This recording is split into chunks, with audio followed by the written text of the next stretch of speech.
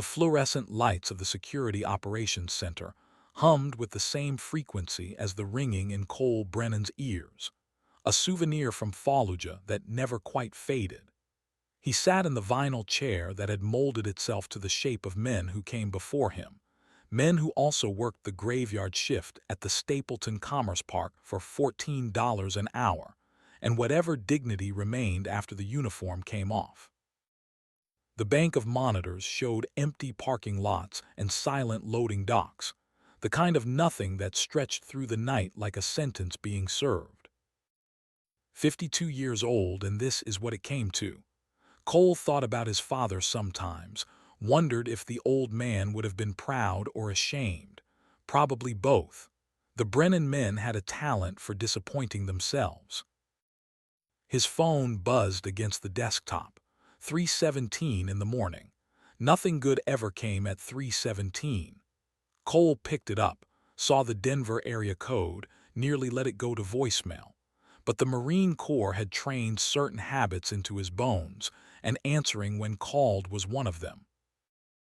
The voice on the other end belonged to a woman who introduced herself as Patricia Vance, attorney at law, calling from the firm of Holloway and Vance in Billings, Montana.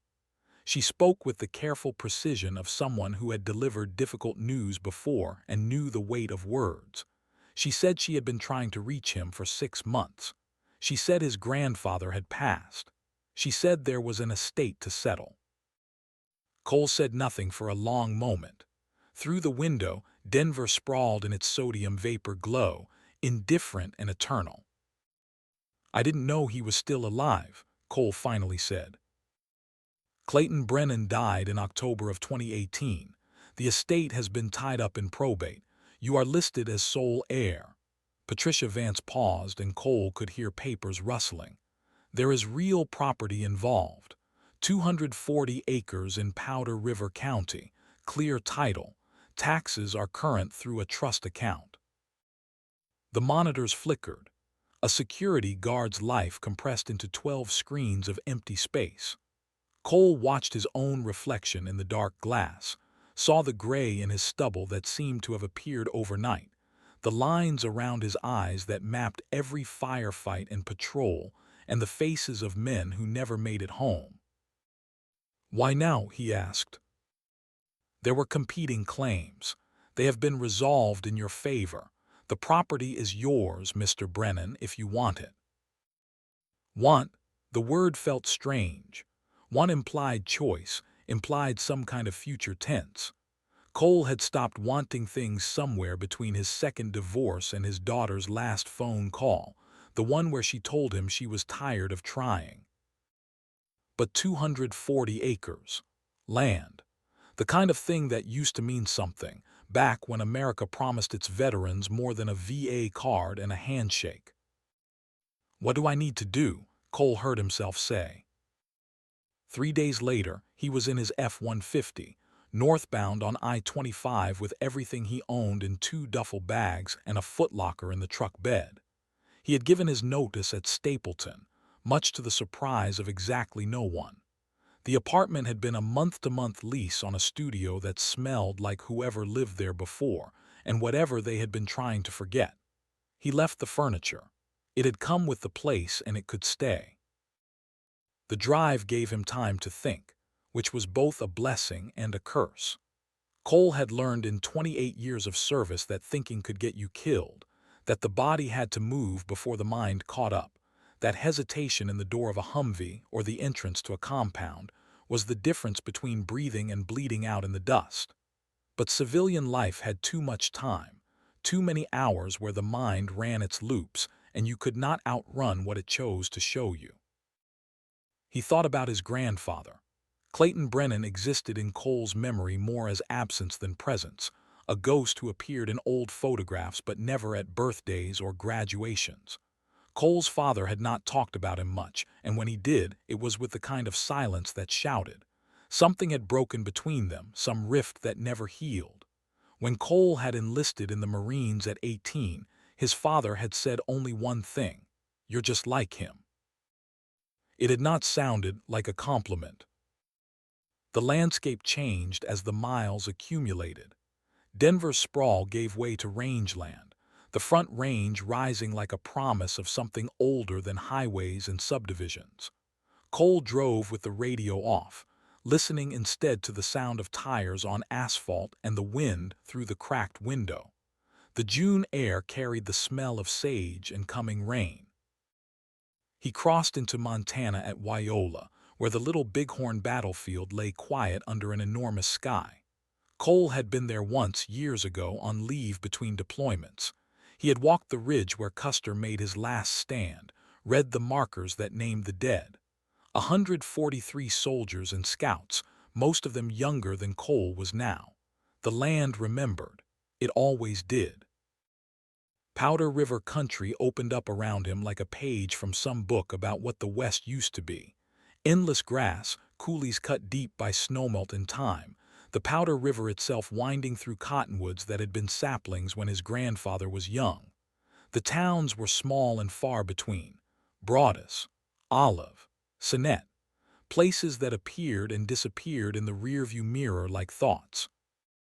The directions from Patricia Vance led him off the highway onto county roads that turned from asphalt to gravel to dirt, each transition a step further from whatever he had been and closer to something he could not yet name.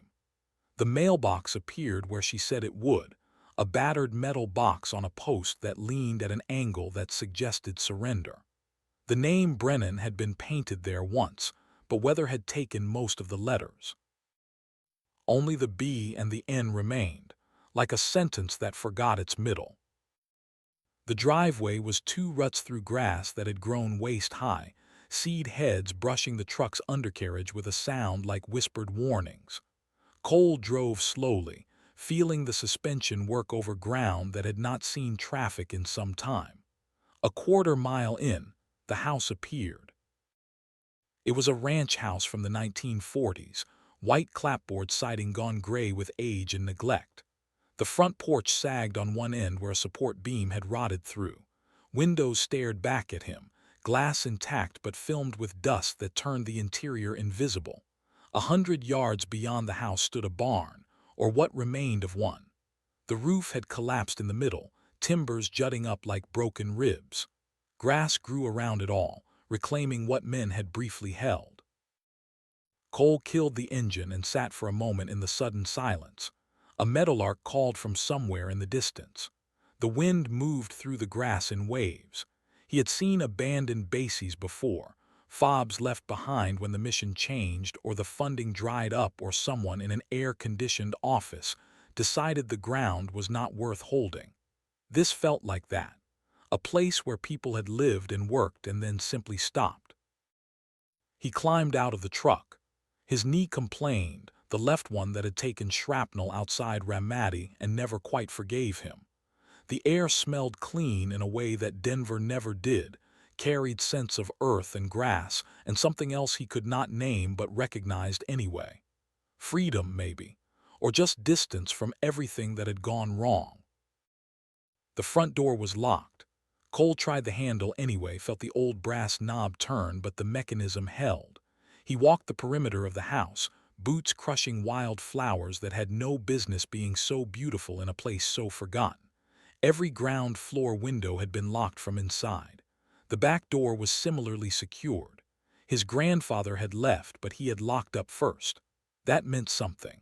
Men who abandoned places did not bother with locks. Cole found a window on the north side, a small casement that opened into what looked like a bathroom. The glass was intact, but the frame had rotted. He worked at it with his knife, the kabar he had carried through 3 deployments and never left home without. The wood gave way like old promises. 5 minutes of careful work and the window swung inward. The opening was narrow, but Cole had made it through tighter spaces. He removed his jacket, tossed it through, pulled himself up and over the sill. For a moment he hung suspended between outside and in, muscles remembering movements they had made in other windows in other countries where the welcome was measured in gunfire. Then he was through, boots finding purchase on linoleum that cracked under his weight. The bathroom was frozen in time. A bar of ivory soap sat in the dish by the sink, shrunk to a thin wafer but still there. Towels hung from a rack, stiff with age. The medicine cabinet held a razor, a bottle of aftershave aspirin, the ordinary archaeology of a life lived. Cole moved into the hallway. Dust had settled over everything like snow, and his footprints marked the first disturbance in what could have been years. The house had been closed up tight, windows sealed, which had preserved things. Furniture sat beneath sheets, pale shapes in the dim light. Photographs lined the walls in frames that had tarnished.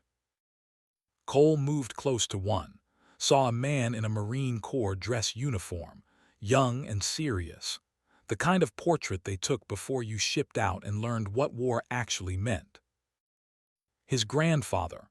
The resemblance was there in the jawline, the set of the shoulders. Clayton Brennan, looking out from 1950 or thereabouts, Korea waiting for him just over the horizon. Cole moved through the house room by room. The kitchen held dishes in the cabinets, canned goods in the pantry that had expired in decades past. The living room had a television from the 1980s, a coffee table with magazines dated 2018.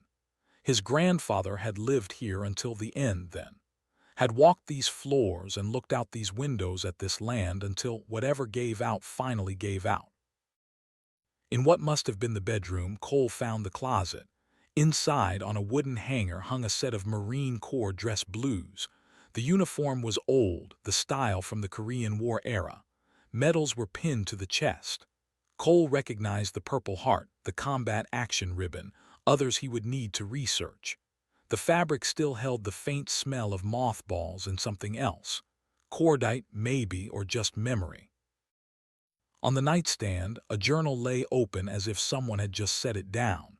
The handwriting was firm, the kind of script they taught before computers. Cole picked it up, careful with the brittle pages. The date at the top read April 2018, just months before his grandfather died. Cole, it began, and seeing his own name in that handwriting did something to his chest. If you are reading this, you made it home from the wars. Good. A Marine takes care of his own. The land is yours, but what's under it, that's your choice to claim or bury. Semper Fi, Gunny Brennan. Cole read it twice. The words were simple, but they carried weight, the way orders did when they came from someone who had earned the right to give them. What's under it? He looked around the room, at the floor, the walls. A house was just a house. But land could hold secrets the way it held water, deep down where you could not see but knew it was there. The light was fading. Cole had been inside longer than he realized. He made his way back to the bathroom window, climbed out into the Montana evening. The sky had gone pink and orange, clouds catching the last of the sun like they were on fire.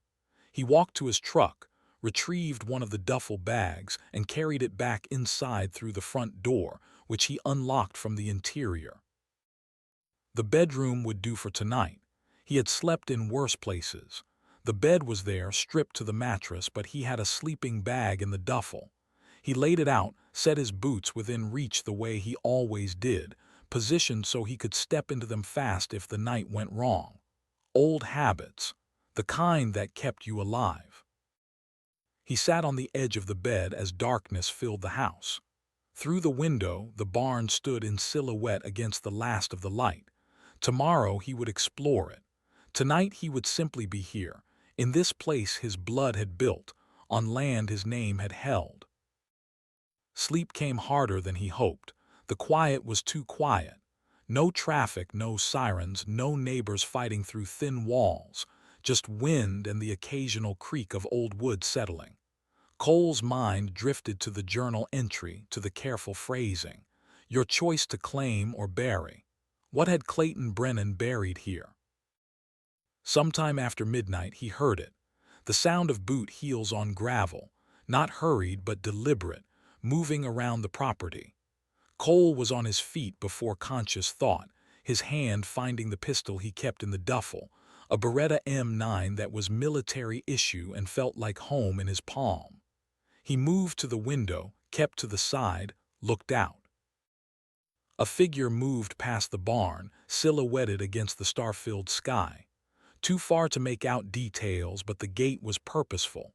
Someone who knew the property. The figure paused, seemed to be examining something, then moved on, disappearing behind the collapsed barn. Cole waited, breathing controlled, the way they taught you. The figure did not return.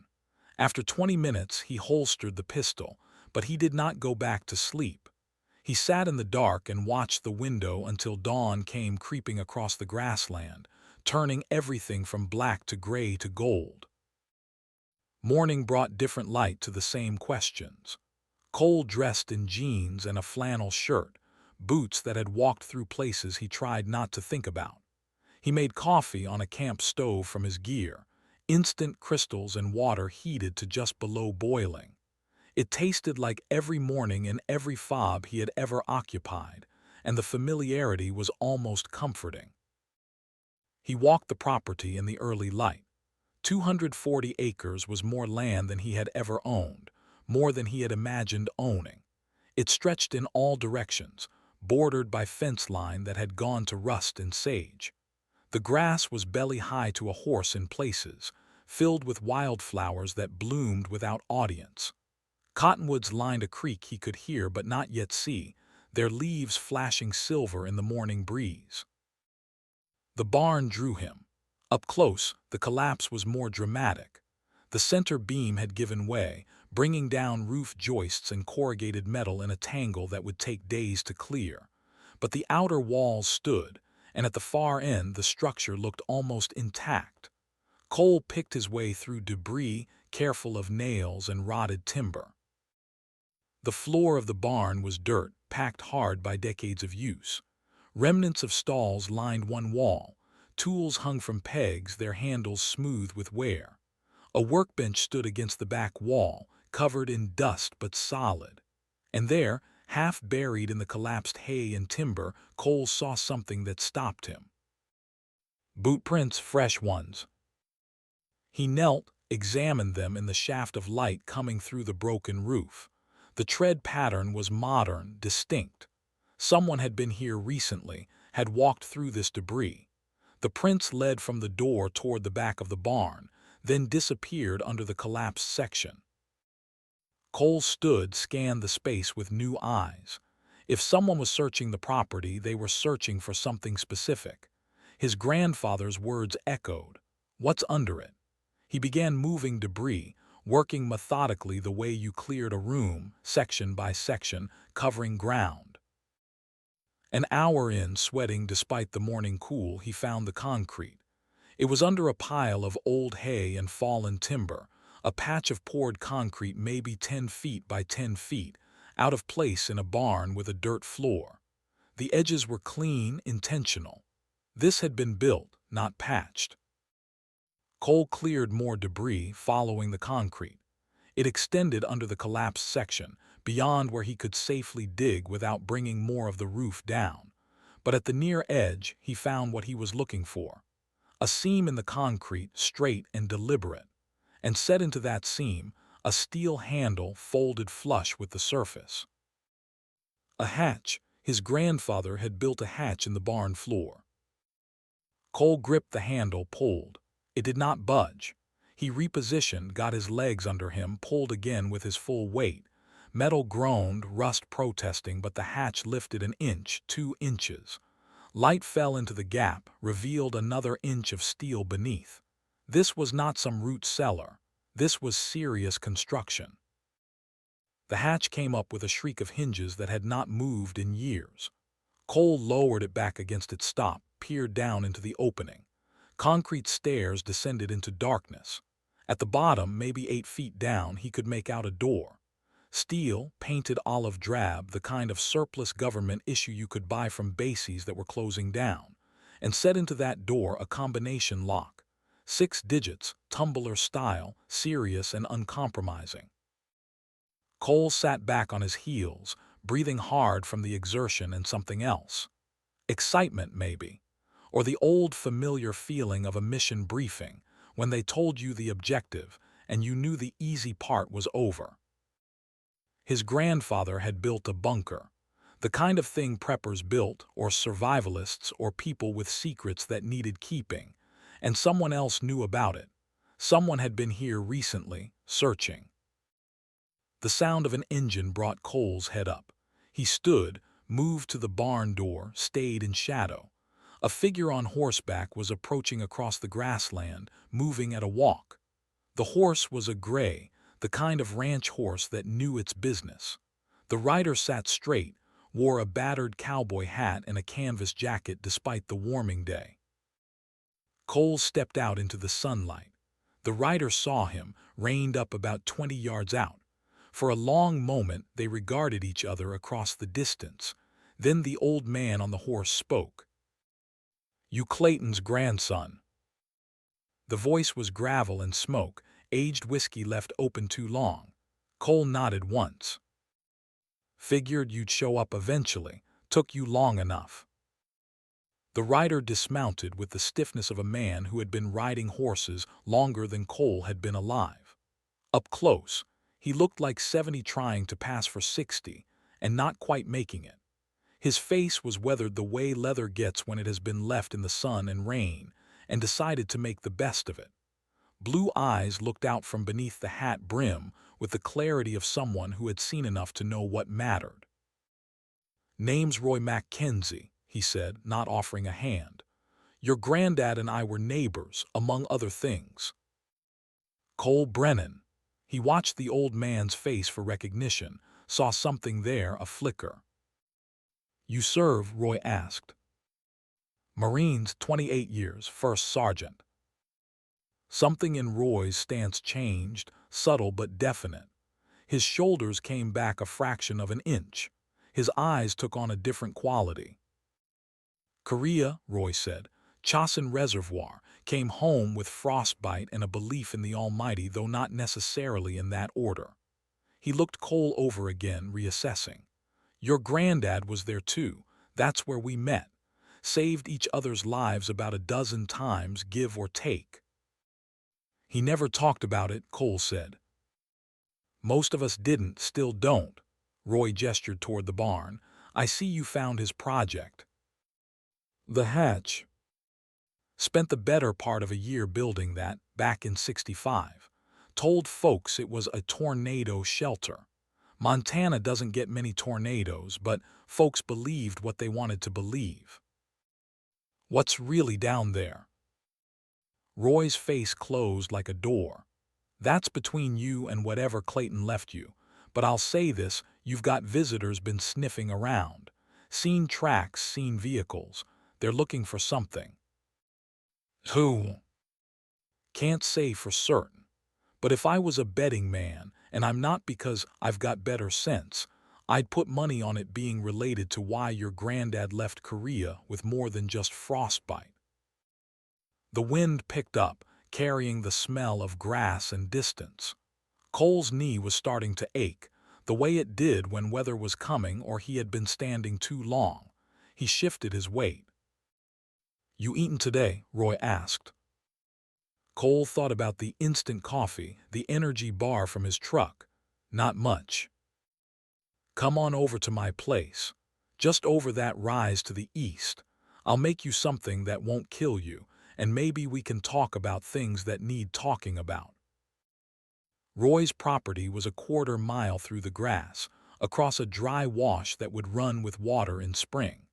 The house was a single story, well-maintained, with a barn that actually had a roof and corrals that showed signs of recent use. Chickens scattered as they approached.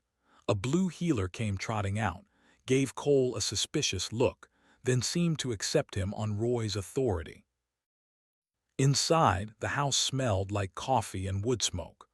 Roy moved around the kitchen with the efficiency of a man who had been cooking for himself long enough to get good at it.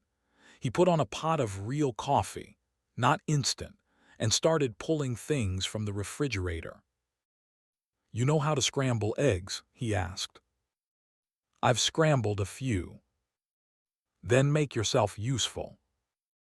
They worked in companionable silence, Roy frying bacon, Cole beating eggs in a bowl Roy handed him.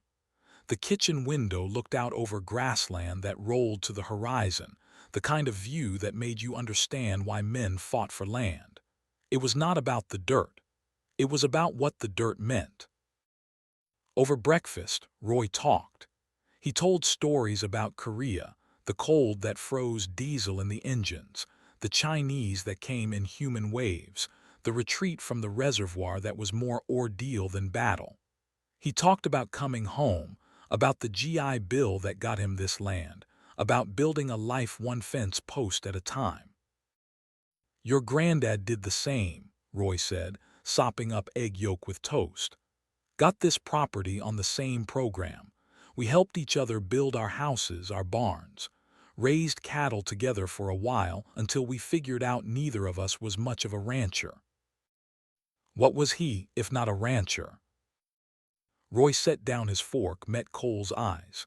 He was a Marine, same as you, same as me. That doesn't wash off no matter how long you're out. The bunker, Cole said. It's got a combination lock, 6 digits. Figured it might. You know the combination. Nope, Clayton was particular about some things. Said if something happened to him, the right person would figure it out. Guess that's you. I'm not sure I'm the right person for much of anything, Cole said, the words out before he could stop them. Roy studied him for a moment.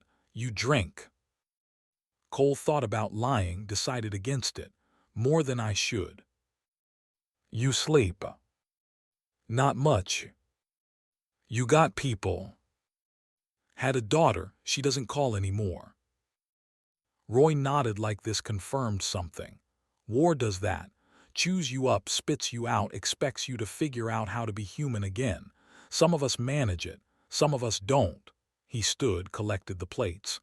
Your granddad struggled with it too, but he had this land. Gave him something to hold on to when the nightmares got bad. Through the window, Cole could see his grandfather's property in the distance, the white house, the collapsed barn. His now, apparently. A legacy from a man he barely knew, built on ground that held secrets. There's something you should know, Roy said, his back to Cole as he washed dishes. Your granddad didn't just walk away from the service. There was trouble, court-martial. The charges got dismissed, but the stink stayed on him. That's why he came out here, why he built that bunker. He was protecting something. Protecting what? That's the question, isn't it? Roy turned, dried his hands on a towel that had seen better days. But whatever it is, other folks know about it, or think they do. You need to be careful. As if on cue, the sound of a vehicle approaching reached them. Roy moved to the window, looked out, his body language shifting. Speak of the devil, he said quietly. Cole joined him at the window. A truck was pulling up to the property, new and expensive, a Ram 3500 in metallic gray. The kind of truck that cost more than Cole made in a year back when he was making something. A man climbed out, and even at this distance, Cole could read the fakeness in the way he moved. The cowboy boots were too clean. The hat was shaped like it came from a store that sold cowboy costumes to people who had never punched a cow. Raymond Webb, Roy said, and the way he said it made the name sound like a curse. You're about to get your first taste of trouble. They watched as Webb walked to Roy's front door, knocked with the confidence of a man who expected to be welcomed. Roy moved to answer it, but his hand found a Winchester rifle leaning beside the door frame first. Mr. Mackenzie, Webb said when Roy opened the door, his smile practiced and empty. I saw the truck over at the Brennan place. Thought I'd stop by, see if Clayton's heir had finally showed up. He did, Roy said, and he's busy. Webb's eyes found Cole through the screen door. The smile widened but did not warm. Mr. Brennan, I presume? Raymond Webb. I knew your grandfather, had some business dealings with him over the years. Cole said nothing, just looked at the man. It was a technique he had learned in interrogations, the value of silence. Let the other person fill the void. Webb filled it. I wanted to stop by, welcome you to the area. I know this must all be overwhelming. Inheriting property, dealing with legal matters. I'd like to help if I can. He reached into his jacket, produced a business card, offered it through the screen. I acquire land in the area. If you're interested in selling, I can offer you a fair price. 400,000 cash, quick closing. 400,000. The number was absurd, the kind of money Cole had never seen in one place. The kind of money that could solve problems, that could buy back a daughter's respect or at least pay for the therapy he needed but could not afford. That's generous, Cole heard himself say. It's a fair price for the acreage. I know it needs work, but I'm prepared to take it as is. What do you want with it? Cole asked. Webb's smile flickered. Investment. I run a ranch operation, consolidating properties in the area, economies of scale, that sort of thing. Roy made a sound in his throat, something between a laugh and a spit. That's horseshit, Webb. You've been circling this property like a vulture for 30 years. What you want isn't the land. Webb's smile disappeared entirely. Mr. Mackenzie, I'm trying to conduct business here. And I'm trying to eat breakfast without the smell of bullshit. Roy's hand was on the Winchester now, not threatening, just present. I think you should leave. Webb's eyes hardened. He looked at Cole again. Mr. Brennan, your grandfather and I had an arrangement. There were debts. I have documentation if you'd like to see it. This property should have been mine years ago. Then why wasn't it? Cole asked. The question hung there. Webb's jaw worked like he was chewing on an answer he did not want to swallow. We'll talk again, Webb said finally, when you've had time to think about what 400,000 could mean for someone in your position. He tipped his hat, a gesture that was pure theater, and walked back to his truck. They watched him drive away. When the dust settled, Roy set the Winchester back in its place. That man is a liar and a thief, Roy said. But he's a dangerous one. He's been trying to get his hands on Clayton's land since the 80s. Your granddad wouldn't sell. Why does he want it so bad? Roy was quiet for a long time. Then he said, ever hear of Da Nang, Vietnam, 1971? Cole nodded. I've heard of Da Nang. Your granddad was there, so was Webb back when he was Lieutenant Webb. Something happened. Your granddad came back. Most of Webb's unit didn't. Roy met Cole's eyes. People say your granddad brought something back with him, something that wasn't his to take. Webb's been looking for it ever since. The pieces were starting to form a picture, but it was a picture Cole did not fully understand yet. A bunker, a combination lock, a man who had been searching for 30 years, and somewhere beneath all of it, something his grandfather had buried. I need to get into that bunker, Cole said. Then you best figure out the combination. 6 digits. That could be damn near anything. Cole thought about the journal entry. Your choice to claim or bury. His grandfather had known he would come, had left a message. Maybe he had left more than that. Maybe he had left the key. He thanked Roy for breakfast, promised to return, and made his way back across the grassland to the property that was now his. The wind had picked up, pushing clouds across the sky, their shadows racing over the grass like ghosts. The house stood waiting, holding whatever secrets remained inside. Cole spent the afternoon going through the house more carefully. He found photo albums, pictures of people he did not know. He found tax records meticulously kept. He found a box of military commendations, medals his grandfather had earned and then tucked away in a closet. The Purple Heart, the Silver Star, the Combat Action Ribbon. Each one came with a story, but the stories had died with the man who earned them. In the desk drawer, Cole found more journals.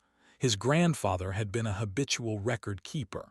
The entries went back decades, careful notations about weather, about cattle prices, about the ordinary details of a life lived on the margins of nowhere.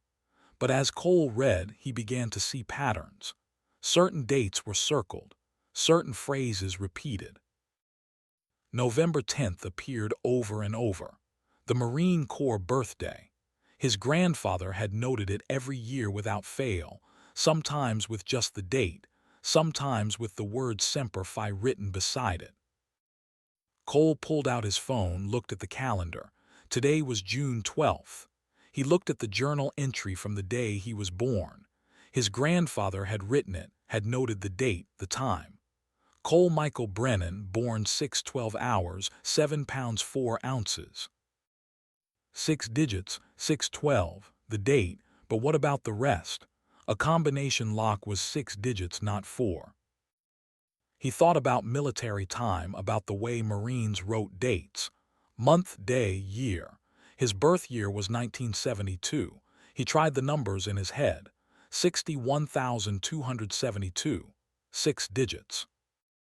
But that felt too simple. His grandfather had been a Marine, but he had also been careful. The bunker lock would not yield to something so obvious. Cole looked at the photograph of his infant self, held by a younger version of the grandfather he never knew. On the back, in faded ink, the same information: date, time, weight. But at the bottom, in different ink, almost as an afterthought, another set of numbers: 704. 7 pounds 4 ounces, written in military style, 704. Cole stood, the journal in one hand, the photograph in the other. 6 digits, his birthday in month and day, his birth weight, 61,272, number 612, 704. Still 6 digits if you put them together without spaces. 61,207 and then 4, 8 digits. He was thinking about it wrong. His grandfather had written the weight separately, almost like a second piece of information. What if it was not part of the combination, but a clue to which 6 digits mattered? Cole looked at the journal entry again. Birth date, 6/12/72. The year. That was 6 digits if you wrote it out fully. 61,272. He needed to try it. Needed to know if the old man had left him this final puzzle to solve, or if he was grasping at nothing. The sun was setting as Cole made his way back to the barn. The western sky had gone orange and purple, the kind of colors that did not exist anywhere else but places like this, where the land was too big to contain and the sky too vast to ignore. He carried a flashlight and the journal, his heart rate up in a way it had not been since the last time someone shot at him. The hatch opened easier this time, the hinges remembering how to move. Cole descended the concrete stairs, his boots echoing in the enclosed space. At the bottom, the steel door waited, the combination lock gleaming dully in the flashlight beam. 6 digits. He reached for the first tumbler, turned it slowly, feeling the mechanism click past numbers. 0, 6. The first 2 digits. He moved to the second tumbler. 1, 2. Then the third, 7, 2. 61,272. Cole held his breath, gripped the handle, pulled. The lock held fast. Wrong combination. He tried variations. 120,672, his birthday and month reversed. 720,612, the year first. Nothing. The lock refused to budge. Cole sat on the bottom step, breathing deliberately. He was missing something.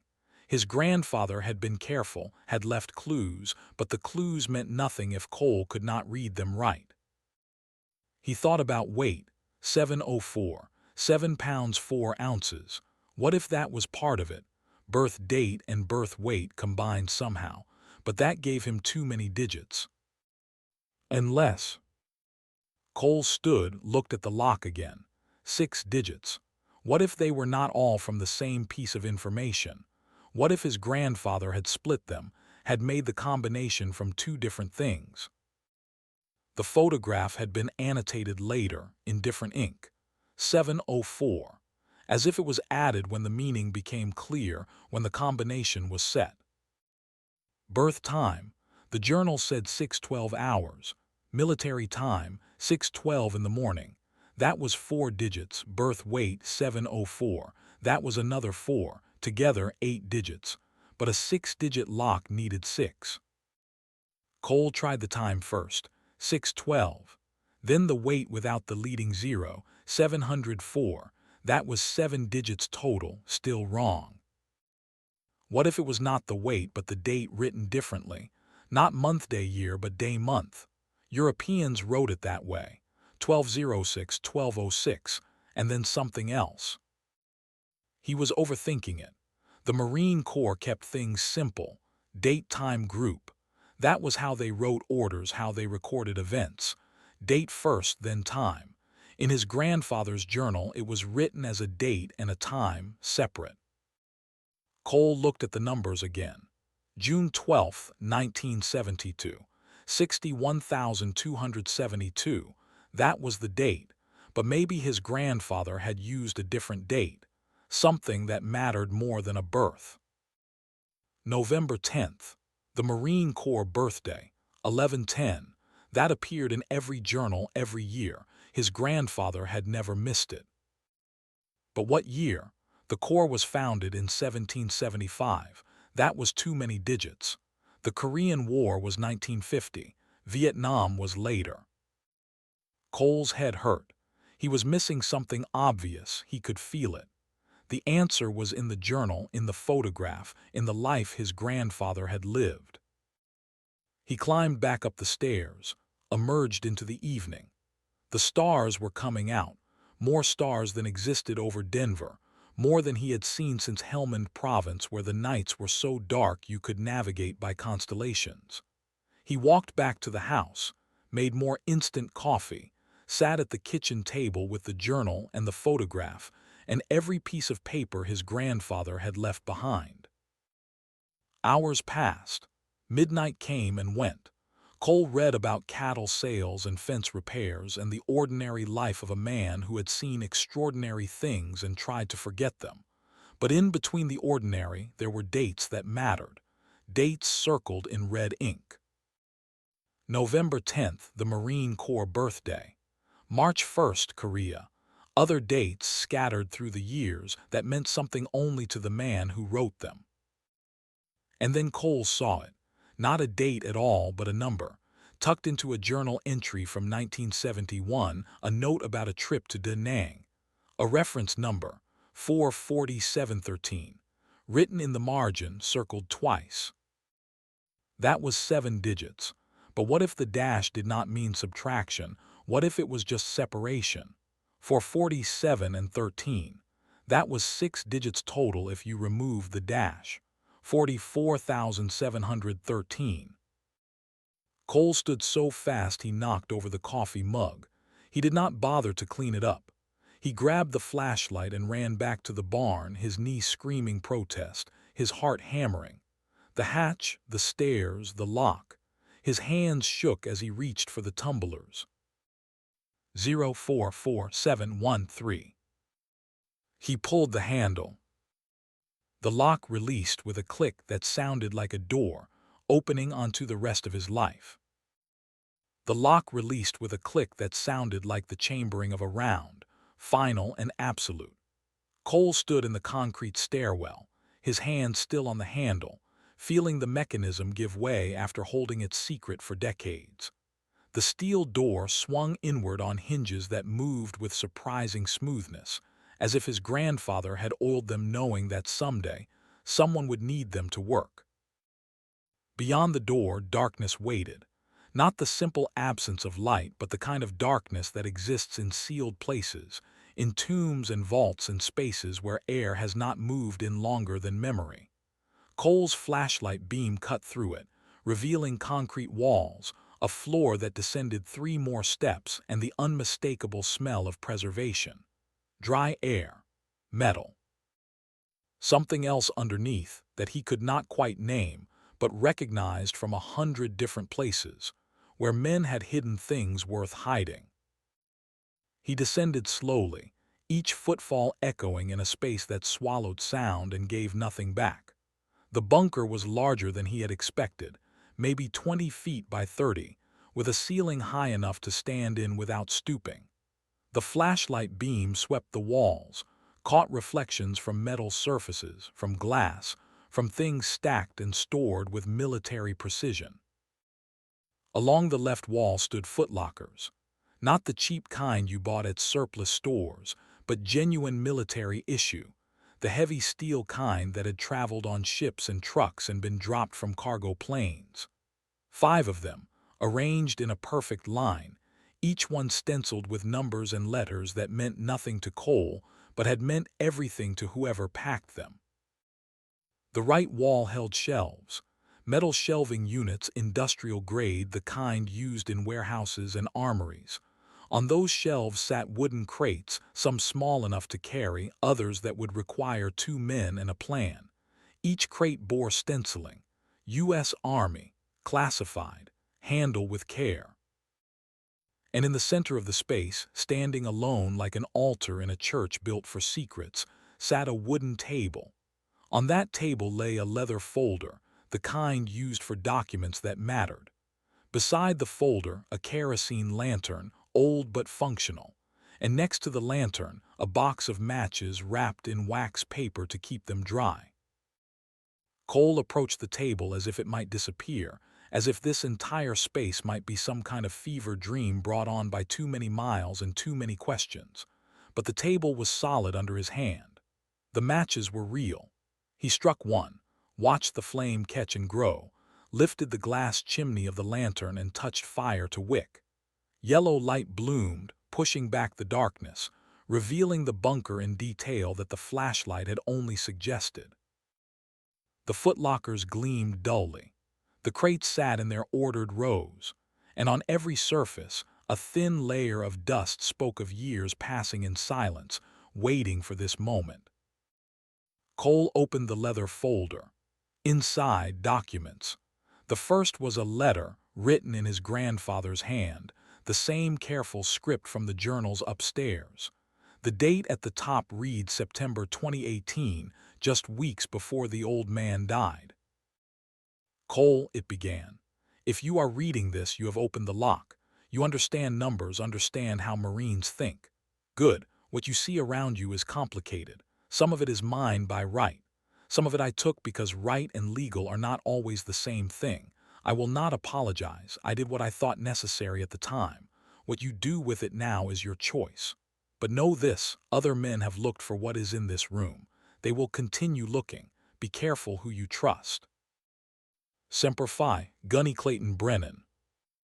Cole set the letter down, felt his heart rate climbing. Other men have looked. Webb's face came to mind, that practiced smile, the 2 clean boots. Whatever was in this bunker, people had been searching for it long enough to kill for it. He moved to the first footlocker, lifted the lid. Inside, wrapped in oilcloth that crinkled with age, lay bars of metal, gold, stamped with markings, U.S. Treasury, 1971. Each bar roughly the size of a brick, heavy as sin, gleaming in the lantern light like promises or curses depending on how you looked at them. Cole counted 12 bars in the first locker. He opened the second, another 12. The third the same. By the time he finished, 47 gold bars sat in 5 footlockers, each one representing wealth he could barely conceptualize.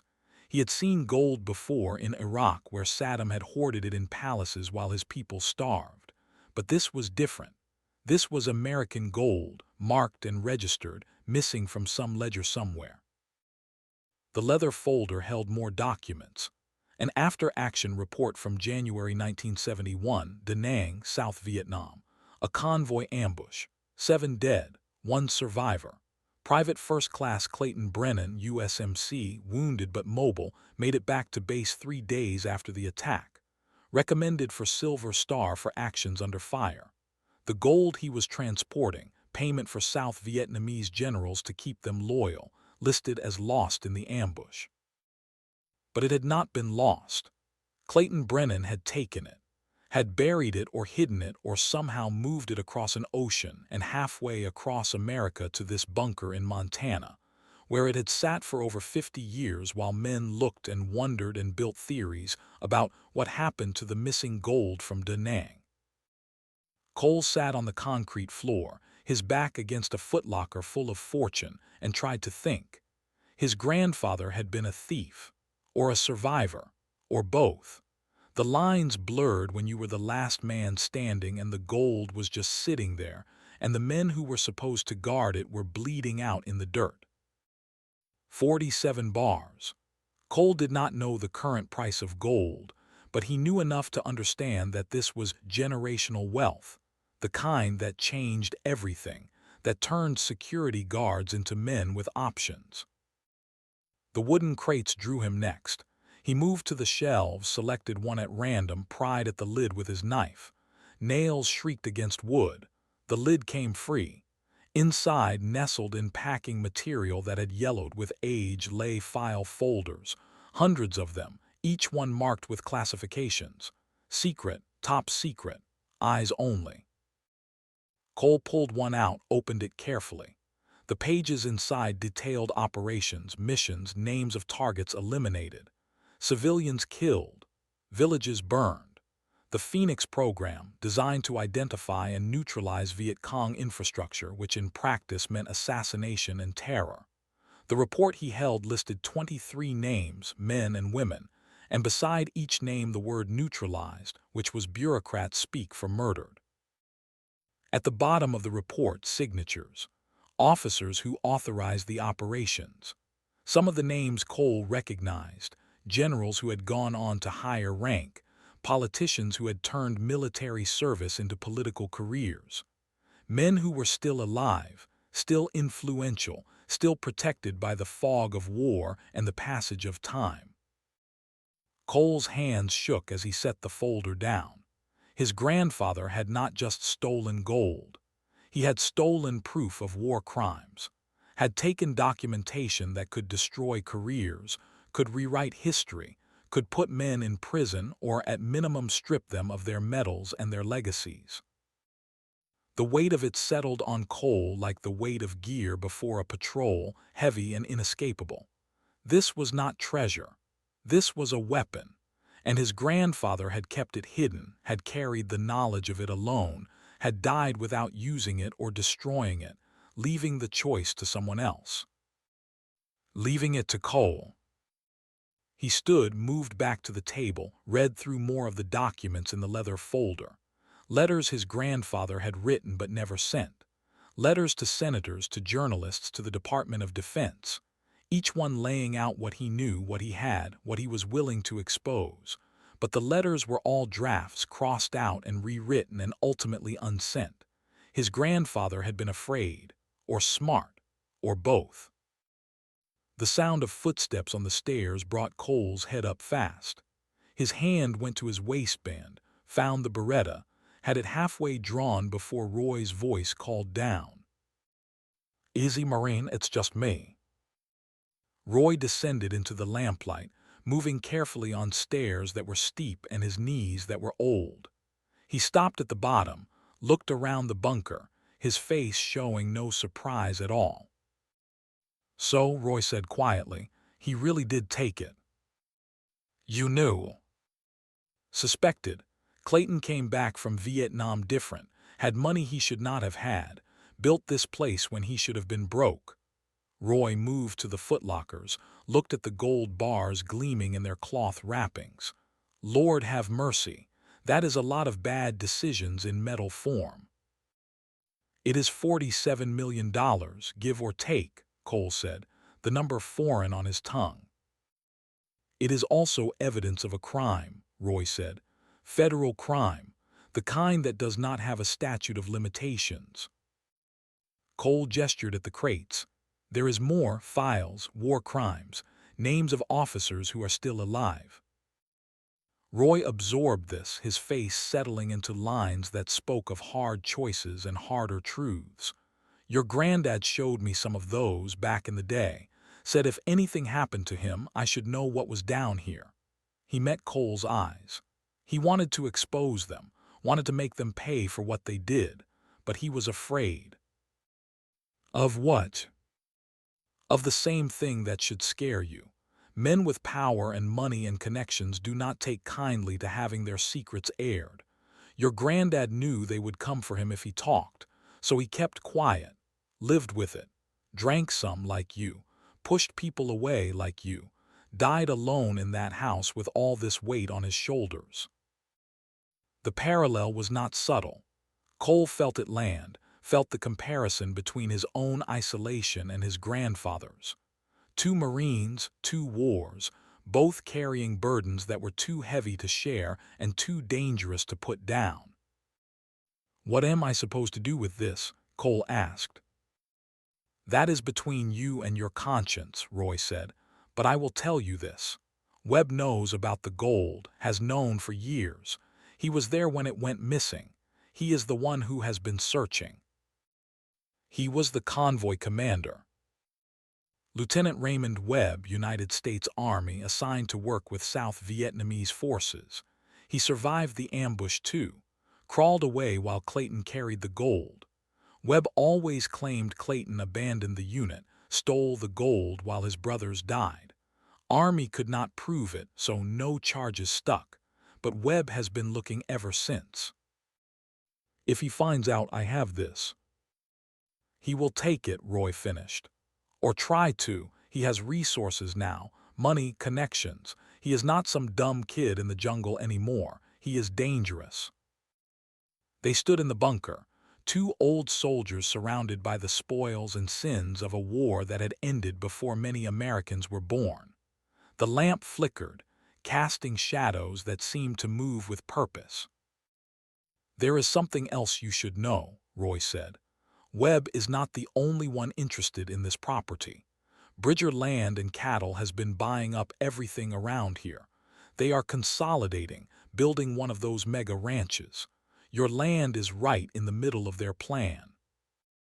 "Someone already tried to tell me that," Cole said, remembering the lawyer's vague warnings. "Victoria Bridger is not someone you want as an enemy.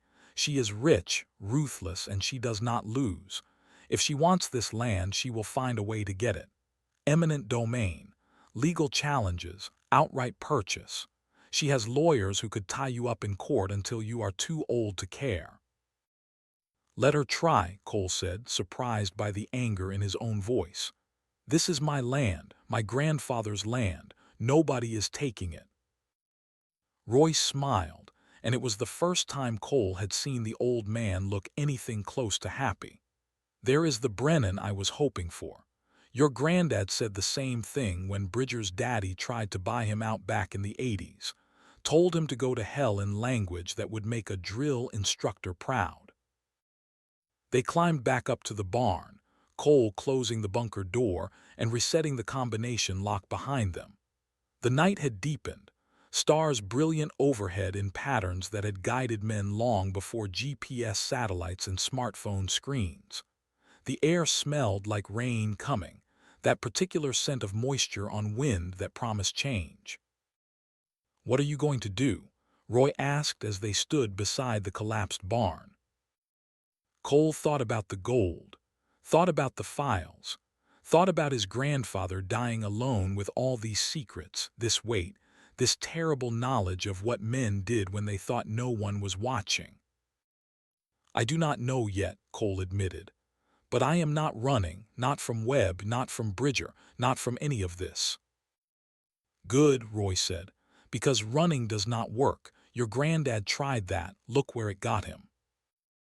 They parted ways, Roy riding his gray horse back across the dark grassland toward his own property, Cole walking to the farmhouse that was beginning to feel less like an inheritance and more like a battleground. Inside, he made coffee, sat at the kitchen table with his grandfather's journals spread before him, and read about a life spent hiding. The entries were sporadic, covering years of ordinary days punctuated by extraordinary guilt. Clayton Brennan had tried to be a rancher, tried to be normal, tried to forget what he carried in the bunker beneath his barn. But the entries always circled back, always returned to the weight of it, the impossibility of moving forward while chained to the past. Cole understood that weight, carried his own version of it from Fallujah, from Ramadi, from nights when the call to prayer echoed across the city, and you did not know if the shadow in the doorway was a kid or a combatant, and you had a half-second to decide. The Marine Corps trained you to act, to move, to trust your instincts, but it did not train you how to live with the aftermath of those split-second choices. He found an entry from 2010, written in his grandfather's increasingly shaky hand. The nightmares are worse. See their faces now. The Vietnamese generals we paid, knowing they would steal half and brutalize their own people with the rest.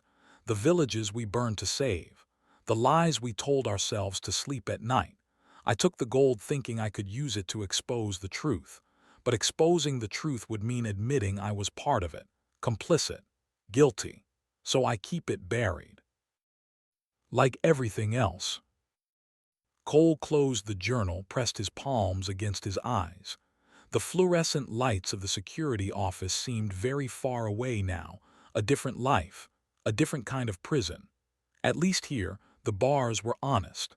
Land and sky and the weight of choices not yet made. Sleep came hard and late, fitful with dreams of gold bars that turned to bones, of files that burst into flame, of his grandfather's face asking questions Cole could not answer. He woke to gray dawn and the sound of vehicles approaching. Through the window he saw them. 2 trucks, expensive and clean, pulling up the long driveway with the confidence of people who had every right to be there.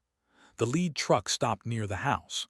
A woman climbed out, mid-40s, dressed in a way that split the difference between ranch wear and boardroom authority. Behind her, 2 men emerged from the second truck, carrying briefcases and tablets and the tools of legal warfare. Cole met them on the porch, still in yesterday's clothes, his coffee growing cold in his hand. The woman approached with a smile that was all business and no warmth. "Mr. Brennan, Victoria Bridger, I believe we have matters to discuss." She was handsome in the way that money bought, well-maintained and carefully presented. Her boots were custom-made, her jeans probably cost more than Cole's truck, and the leather jacket she wore had never seen the inside of a barn. But her handshake was firm, her eye contact direct, and when she spoke, she did not waste time on pleasantries. "I will cut straight to it. Your land sits in the center of a consolidation project we have been working on for 5 years. We have acquired every property around you. 40,000 acres total. Your 240 acres are, frankly, an inconvenience." "Then I guess you will have to be inconvenienced," Cole said. Victoria's smile did not waver. "I am prepared to offer you $750,000. Cash. Quick closing. You could be out of here in 30 days with enough money to start fresh anywhere you wanted." 750,000.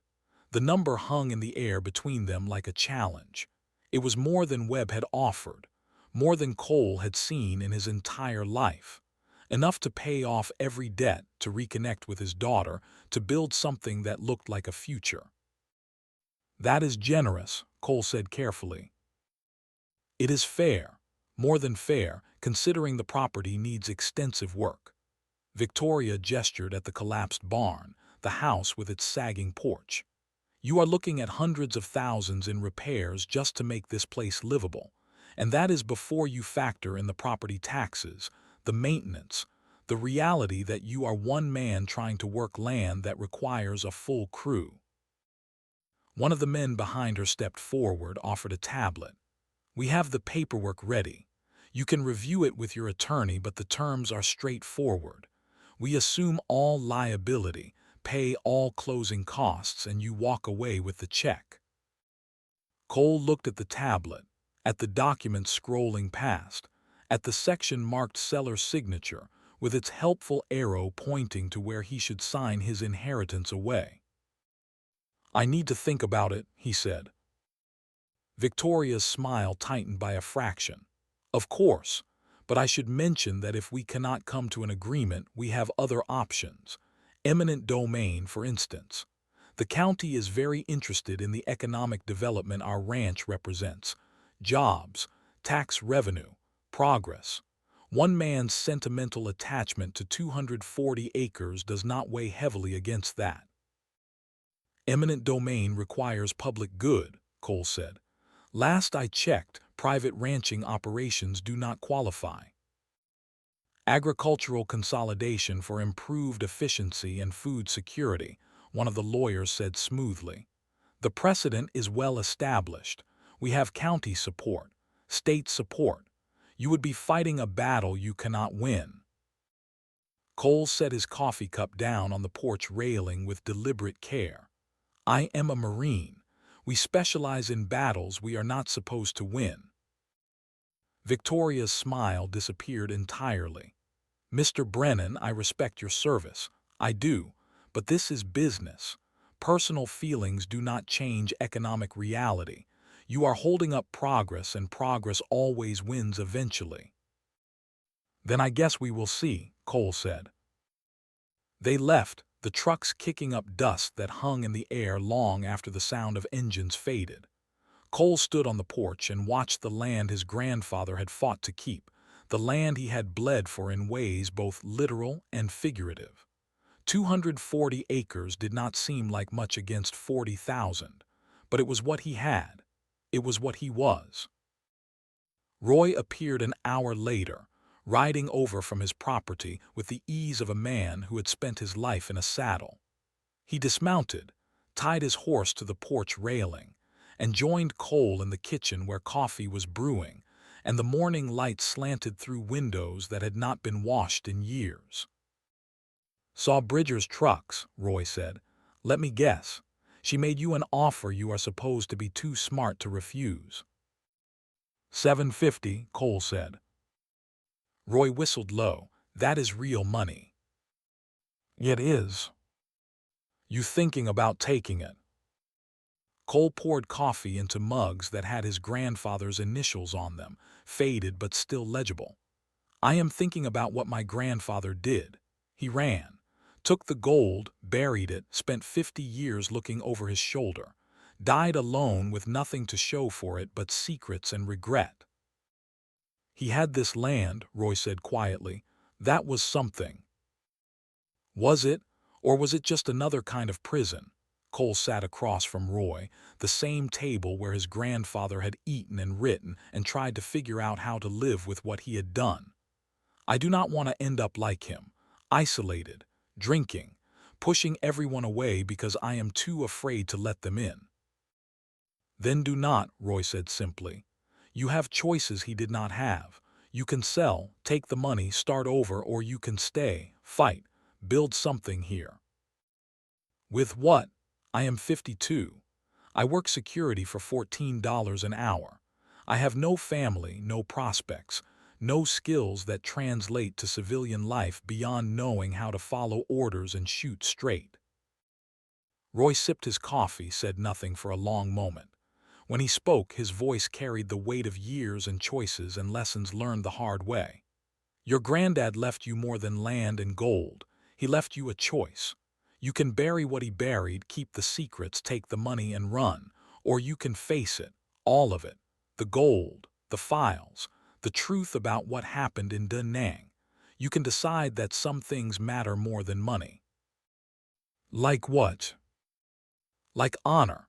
Like doing what is right even when it is hard.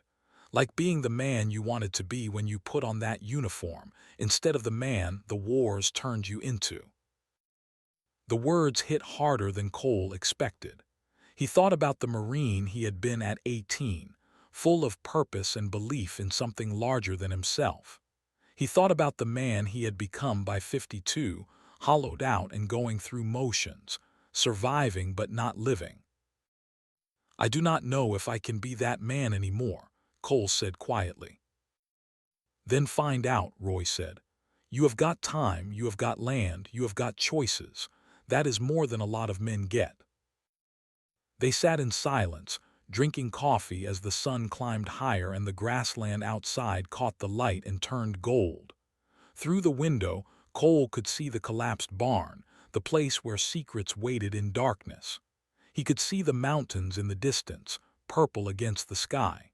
He could see the land rolling away in all directions, endless and patient.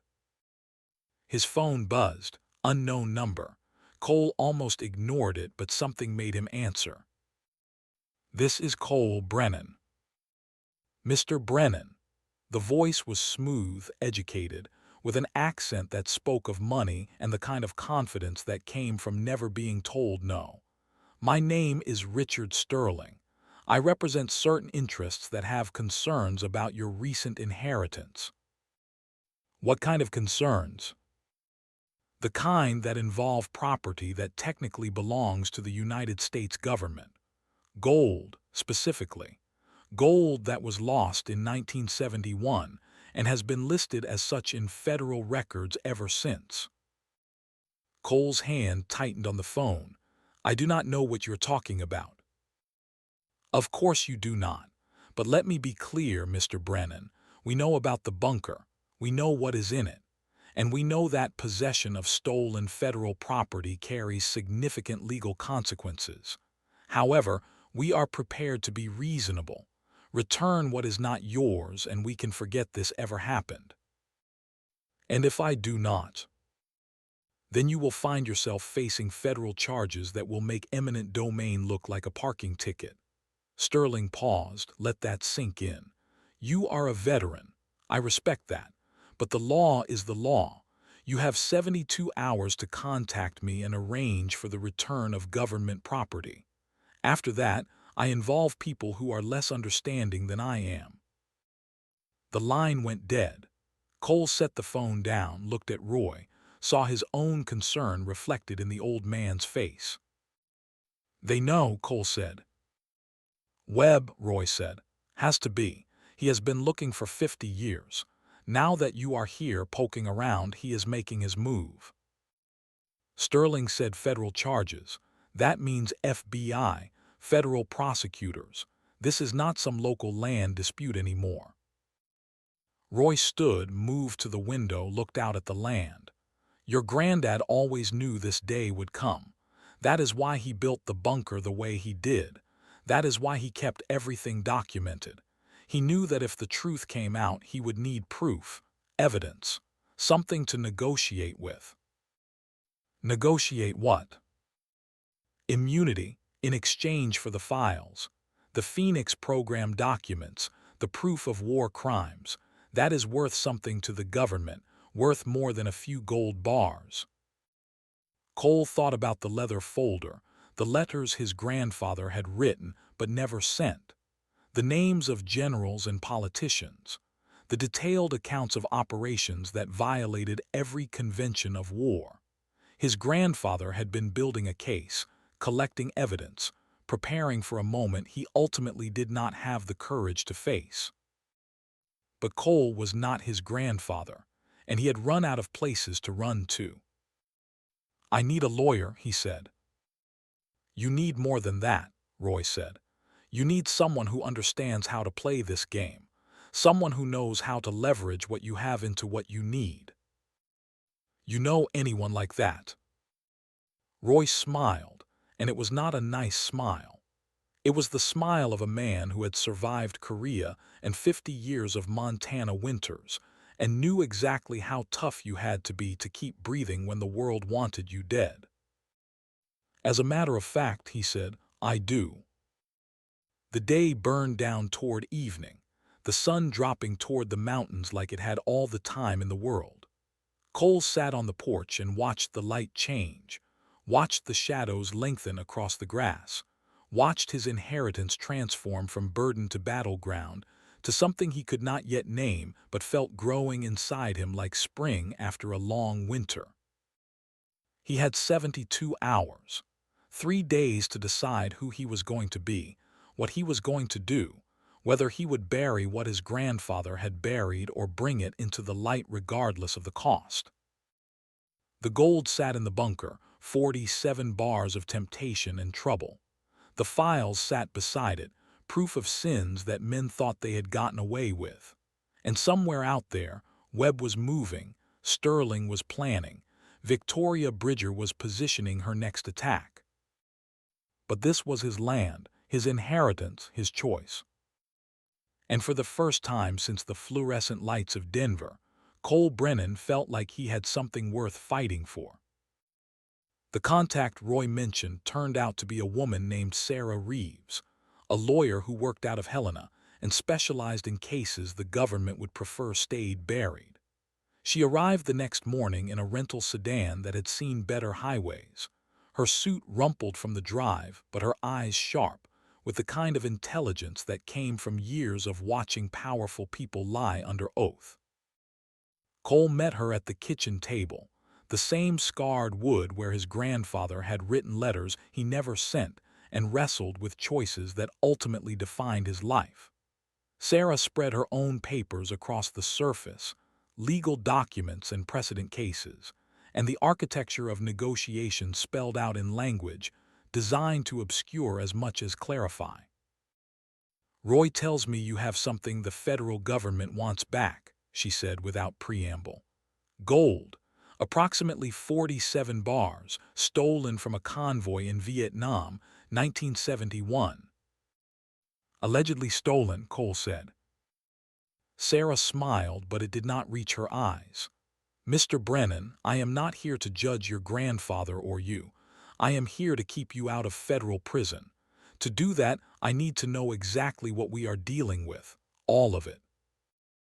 Cole told her about the bunker, the gold, the files documenting Phoenix program operations that violated every convention of war, about Webb's threats, Victoria Bridger's offers, the lawyer named Sterling who had given him 72 hours that were now down to 48.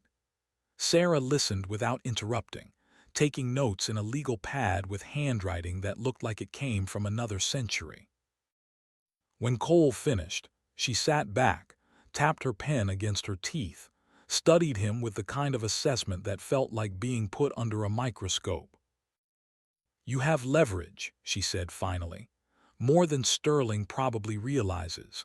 The Phoenix program files are political dynamite. Names of generals, politicians, operations that were supposed to stay classified forever. The government will want those buried more than they want the gold back. So we trade the files for immunity. It is more complicated than that. The gold is federal property, legally speaking. But the files, those are your grandfather's personal documents.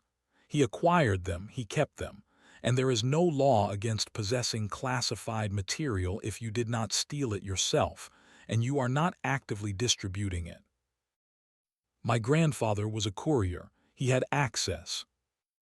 "Exactly, which means he could have legally copied those documents as part of his duties. The government will argue otherwise, but proving it would require admitting what is in those files, and they do not want that." Sarah leaned forward, her voice taking on intensity. "What you have is mutually assured destruction. They can destroy you with charges over the gold.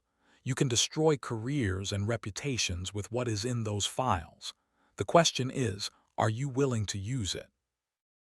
Cole thought about the names he had seen in those manila folders. Generals who had ordered the burning of villages. Politicians who had authorized assassination programs. Men who had built careers on the bodies of Vietnamese civilians and American soldiers alike.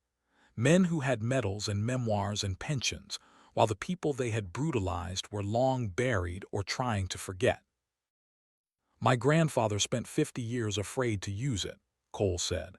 "Died alone because he could not decide between justice and peace." "And you," Sarah asked, "what do you want?" It was the same question Roy had posed, the same question that had kept Cole awake staring at the ceiling while the Montana night pressed against the windows. What did he want? The gold could change everything.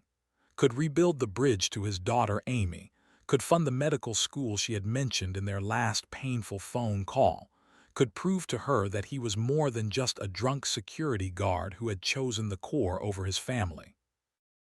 But the files could do something else, could force a reckoning, could make powerful men answer for what they had done when they thought no one would ever know or care. "I want to talk to my daughter," Cole said, surprised by his own answer. Sarah's expression softened slightly. "Roy mentioned you were estranged." 4 years since the divorce. She told me I was more loyal to dead Marines than I ever was to her. She was not wrong. Cole looked down at his hands, scarred and calloused, the hands of a man who had held rifles and filled out forms and never quite figured out how to hold on to the things that mattered. "If I had $47 million, maybe I could fix that, pay for her school, set her up, prove I was thinking about her for once." "Or," Sarah said quietly, "you could call her and tell her the truth, that you are trying to do the right thing, that you are choosing principle over money. That might mean more to a daughter than a check." The words landed hard. Cole had spent 4 years imagining that money could solve what was broken between them, that providing could substitute for presence. But Sarah was right. Amy had never needed his money. She had needed him, and he had not been there. Had been drinking or working or lost in memories of firefights and friends who did not come home. His phone sat on the table between them, a portal to a conversation he had been avoiding for years. Cole picked it up, stared at his daughter's contact information, the photo he had saved from before everything went wrong. Amy at her college graduation, smiling, her whole future ahead of her. He had missed that graduation. Been drunk at a bar in Denver, unable to face seeing her succeed despite him rather than because of him. "I do not know what to say to her," Cole admitted. "Start with hello," Sarah said. "The rest will follow." But before Cole could dial, the phone buzzed in his hand.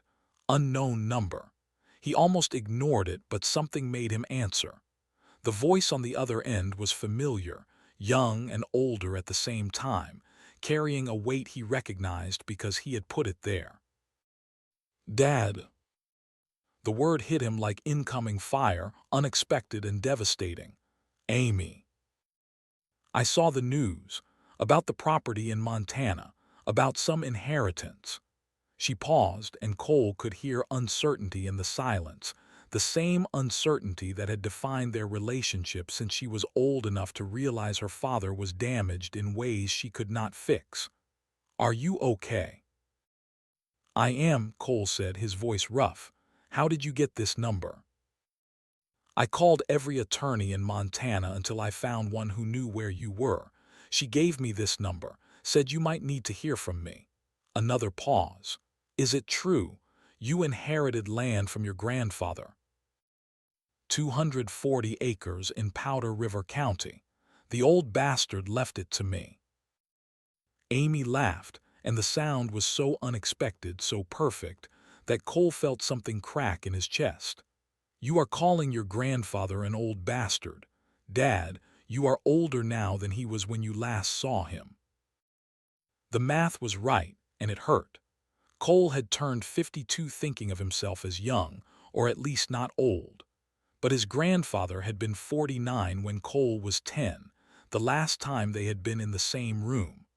The last time before whatever broke between grandfather and father made the old man a ghost in family stories. "There is more," Cole said. "Complications, things your great-grandfather left behind." "Things like what?" Cole looked at Sarah, who nodded permission. "Gold from Vietnam, stolen allegedly, and documents, evidence of war crimes. I have to decide what to do with it, all of it." The line was quiet for so long Cole thought the connection had dropped. Then Amy spoke, her voice careful. "What do you want to do?" It was the second time in an hour someone had asked him that question, but hearing it from his daughter changed the weight of it, made it less about principle and more about legacy. What kind of man did he want her to remember? What kind of example could he set that might matter more than money? "I want to do the right thing," Cole said. "I am just not sure what that is anymore." "You always taught me the right thing was the hard thing," Amy said. "You used to say that is how you knew it was right. If it was easy, everyone would do it. Cole did not remember saying that, but it sounded like something he might have believed before the wars ground the certainty out of him. I taught you that. You did, before. Before meant before Fallujah, before Ramadi, before the IED that had sent shrapnel through his knee, and the firefight that had sent his platoon sergeant home in a box. Before Cole came back different and could not find his way back to who he had been. I miss you, Cole said, and the admission felt like pulling shrapnel, painful but necessary. I miss you too, Dad, which is why I am coming to Montana. What? No, you do not need to do that. I am already packed. I will be there tomorrow afternoon. We can figure this out together. Amy's voice carried a determination he recognized because he had passed it to her. The stubborn refusal to quit that was the only Brennan legacy worth inheriting. What is the address? Cole gave it to her, still processing. His daughter was coming. After 4 years of silence and recrimination and the cold distance that had grown between them like winter, she was coming. Because she had seen news about an inheritance and decided her father might need her. They ended the call with promises to talk soon, with the awkward affection of people relearning a language they had once spoken fluently. Cole set the phone down and found Sarah watching him with something that might have been approval. That, she said, was the right call. I did not call her, she called me. You answered, that is what matters. Sarah gathered her papers, began organizing them into files with the efficiency of someone who had done this 1,000 times. Now we need to focus on keeping you out of prison so your daughter has someone to visit.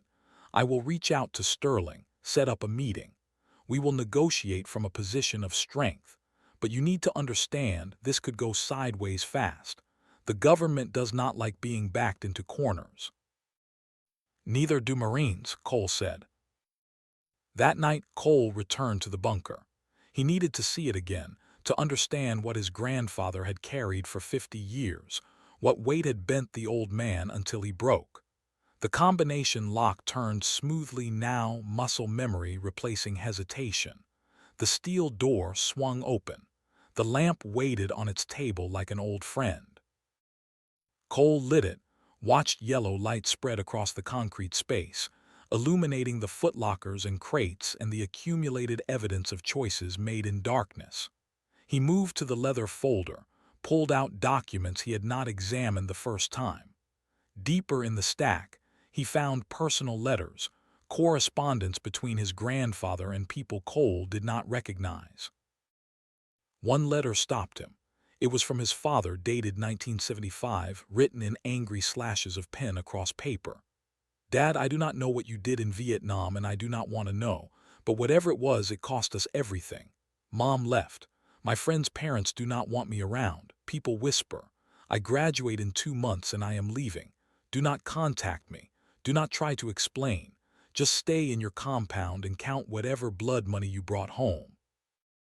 Cole had never known his father had written that letter, had never known the extent of the damage his grandfather's choices had caused, but reading it now he understood. The isolation his grandfather had endured was not just guilt. It was exile, family turning away, community shutting doors, the price of carrying secrets that were too heavy and too dangerous to share. Another letter, this one in his grandfather's hand, never sent. Son, I did what I thought was right. The gold was meant for corrupt generals who would use it to kill their own people. I took it to keep it from them. The files I copied because someone needed to know what we did in the dark, what we called freedom but was really murder. I was going to expose it all, but exposing it meant admitting I was part of it, complicit. So I kept quiet, and in keeping quiet I lost you. I lost everything that mattered. The gold is worthless compared to that, but I could not bring myself to give it back, could not surrender the one thing I took from that war besides scars. I am sorry. I was a coward. I hope you can be braver. Cole set the letter down with hands that shook. His grandfather had known, had understood the cost, had carried the weight until it crushed him. And now that weight had passed to Cole, 47 bars of gold and boxes of files, and the terrible question of what justice was worth when balanced against peace. Movement above made Cole's head snap up. Footsteps on the barn floor, multiple people moving with purpose. He killed the lamp, plunged the bunker into darkness, drew the Beretta from his waistband. The footsteps stopped directly above the hatch. Then came the voice, amplified, commanding. "Cole Brennan, this is Raymond Webb. I know you are down there. I know what you have. Come up and we can discuss this like civilized men." Cole said nothing, controlled his breathing the way they taught you, slow and steady, heart rate down. He had one exit, the stairs leading up through the hatch. If Webb had men up there, Cole was trapped. But bunkers were designed for this, designed to hold against siege. "I do not want trouble," Webb continued. "I just want what is mine, what your grandfather stole while my men died in the dirt. You are a Marine, you understand. You do not leave your brothers behind. You do not take what belongs to them." The manipulation was obvious but effective. Cole thought about convoys he had led, Marines he had brought home and Marines he had not. The guilt of survival, of being the one who walked away while others were zipped into body bags. Webb knew that guilt, was weaponizing it. "I am giving you one chance," Webb said. "Come up, bring the gold, we settle this like men and everyone walks away." Cole moved to the base of the stairs, staying in shadow. Through the hatch opening he could see flashlight beams sweeping the barn. Multiple lights, multiple men. Webb had not come alone. "Your grandfather was a thief and a coward," Webb's voice echoed. "Do not make his mistakes. You have 60 seconds." Cole counted. 60 seconds became 90, then 2 minutes. Webb's patience was wearing thin. Cole could hear it in the shift of his voice, the edge creeping in. "Have it your way. Boys, secure the hatch." The sound of metal on metal. They were sealing him in. Cole moved fast up the stairs, shoulder against the steel door, pushing. It gave an inch before something heavy crashed down on top of it. Locked. They had trapped him in his grandfather's bunker.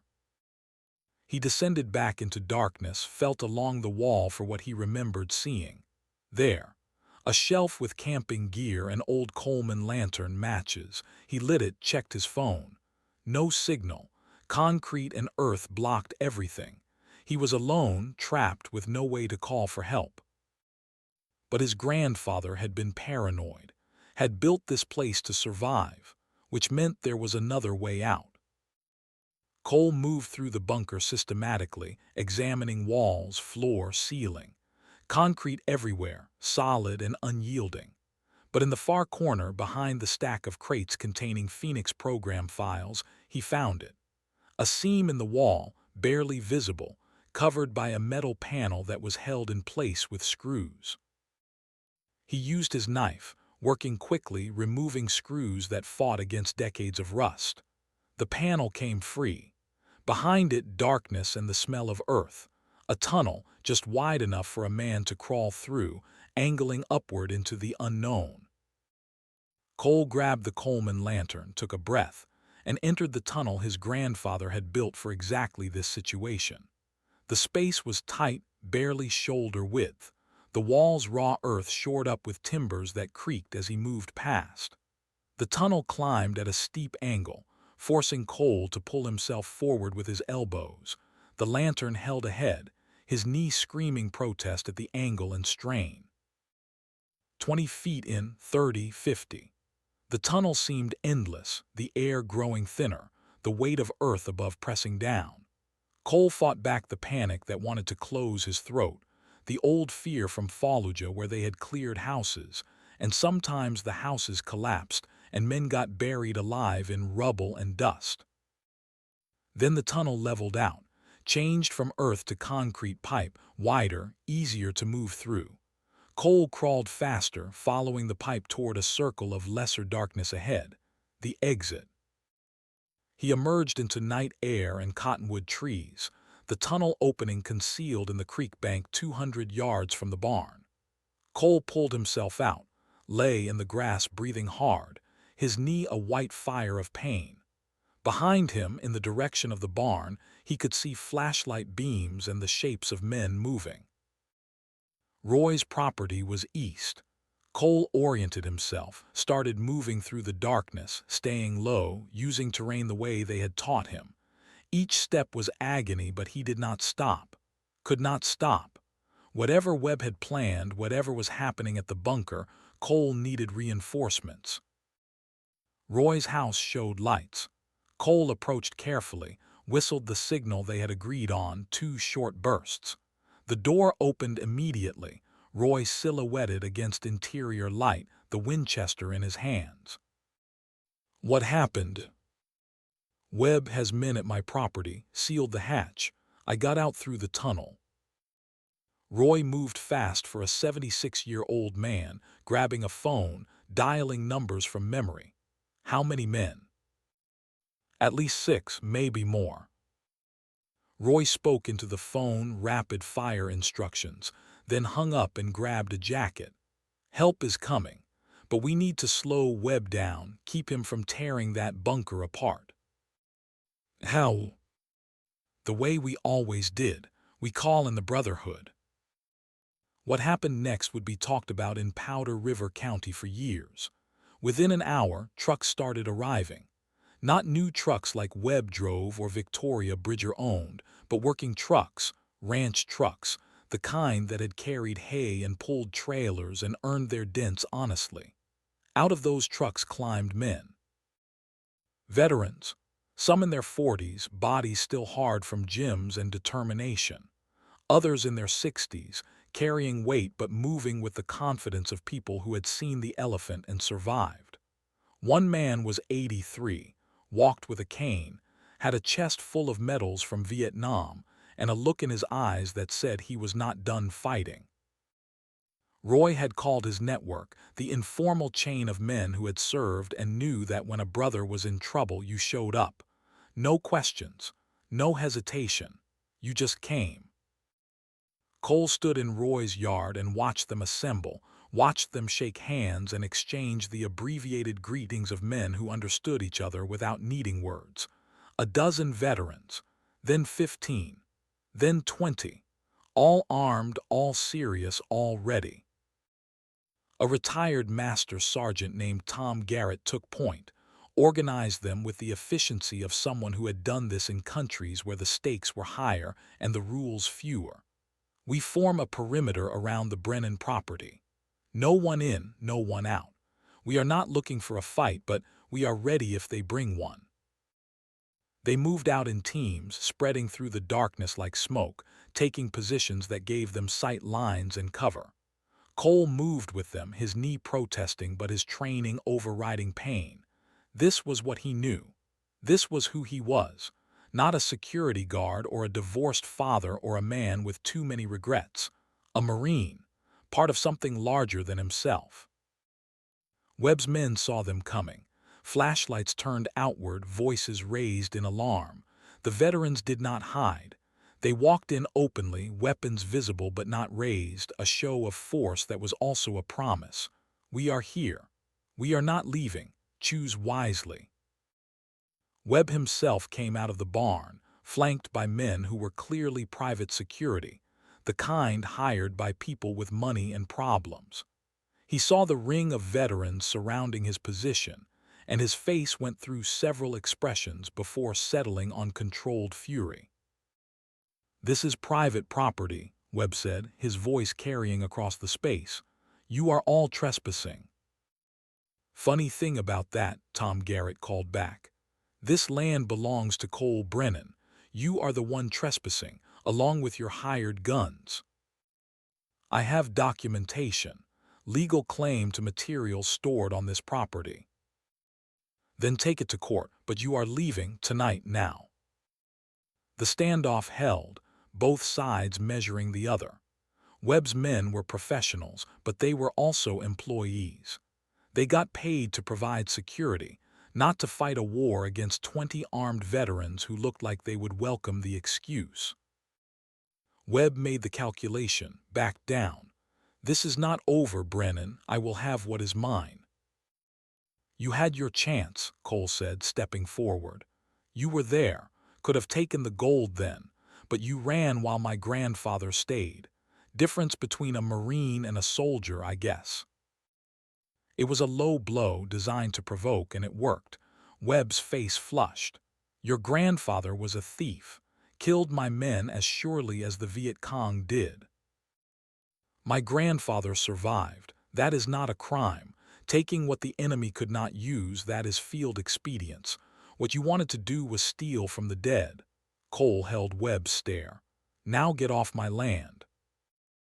Webb left with his men, trucks pulling away into the night. But before he went, he turned back. I have friends, Brennan, federal friends, judges, prosecutors. You think a bunch of old men with rifles scares me. Wait until the government comes. See how your brotherhood helps then. The veterans held position until the sound of engines faded completely. Then Tom Garrett organized a watch rotation, 4-hour shifts, teams of 4 covering all approaches to the property. What had started as a rescue had become a siege defense, and none of the men seemed inclined to leave. Cole found Roy near the barn, watching the stars with the patience of a man who had seen enough dawns to know another one was coming. Thank you, Cole said, for calling them. I did not call them, I called Tom. Tom called 2 others, they called more. That is how it works. One Marine tells another, the word spreads, and we show up. Roy turned to look at Cole. Your grandfather never asked for help, never trusted anyone enough to let them in. That was his mistake. You are smarter. Or more desperate. Same thing sometimes. Roy pointed at the collapsed barn, the bunker hidden beneath. What are you going to do about what is down there? Cole thought about his daughter, driving through the night to reach him. Thought about the veterans standing watch in the darkness, men who had shown up because one of their own needed help. Thought about his grandfather dying alone with secrets that had poisoned his whole life. I am going to tell the truth, Cole said. All of it, the gold, the files, what my grandfather did and why. Let the consequences fall where they will. That is not the easy path. You and my daughter, you both keep telling me the right thing is the hard thing. Guess I better start believing it. Dawn came slowly, light creeping across the grassland like it was being careful not to wake anyone who wanted to sleep. Cole had not slept, had spent the night talking with veterans, hearing their stories, sharing his own. The brotherhood Roy had described was not just words. It was real. It was men who had bled together and would bleed again if needed. Amy arrived mid-morning, her car kicking up dust on the long driveway, her face showing the strain of the all-night drive but her eyes bright with determination. She climbed out and saw the scene before her. Her father's property surrounded by armed men, trucks parked in defensive positions, the unmistakable feel of a military operation. What the hell, Dad? Cole met her halfway, felt the awkward collision of a hug between people who had forgotten how to hold each other.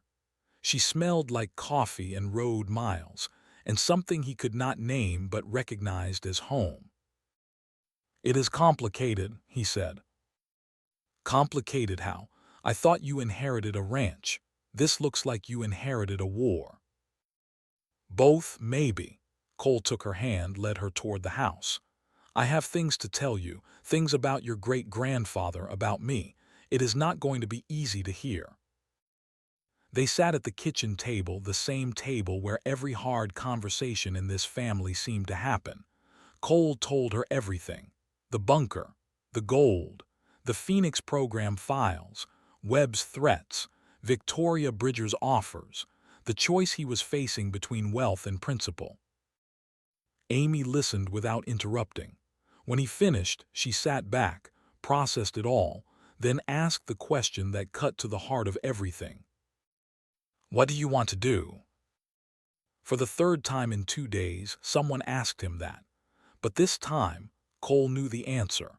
had known it since watching veterans show up in the dark because one of their own needed them, had known it since hearing his daughter's voice on the phone, choosing to reach out despite years of hurt. "I want to give it back," Cole said.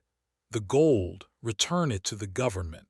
Not because I am afraid, but because it is not mine. It never was. And I want to release the files, all of them. Let the truth come out about what happened in Vietnam, what men did in the name of freedom." "That could destroy people," Amy said quietly. "Generals, politicians, they will fight back. They could destroy you." "Probably, but your great-grandfather spent 50 years destroyed by keeping silent. I would rather be destroyed by speaking than rot from the inside out."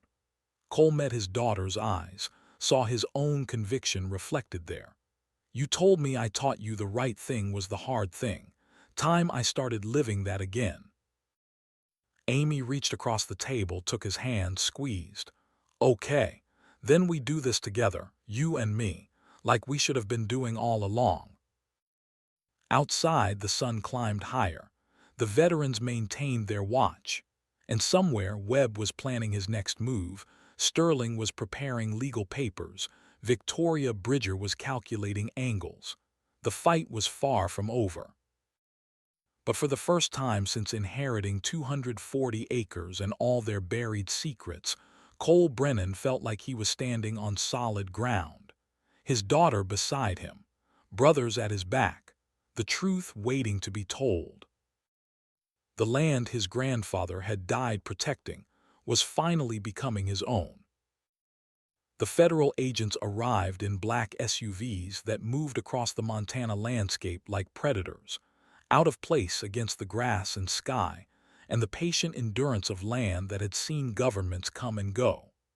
3 vehicles, windows tinted, pulling up to the property perimeter where veterans stood watch with the kind of stillness that came from having stood watch in places where relaxing meant dying. Tom Garrett intercepted them at the cattle guard, his Winchester visible but not raised, his bearing that of a man who had commanded troops and would not be intimidated by suits and credentials.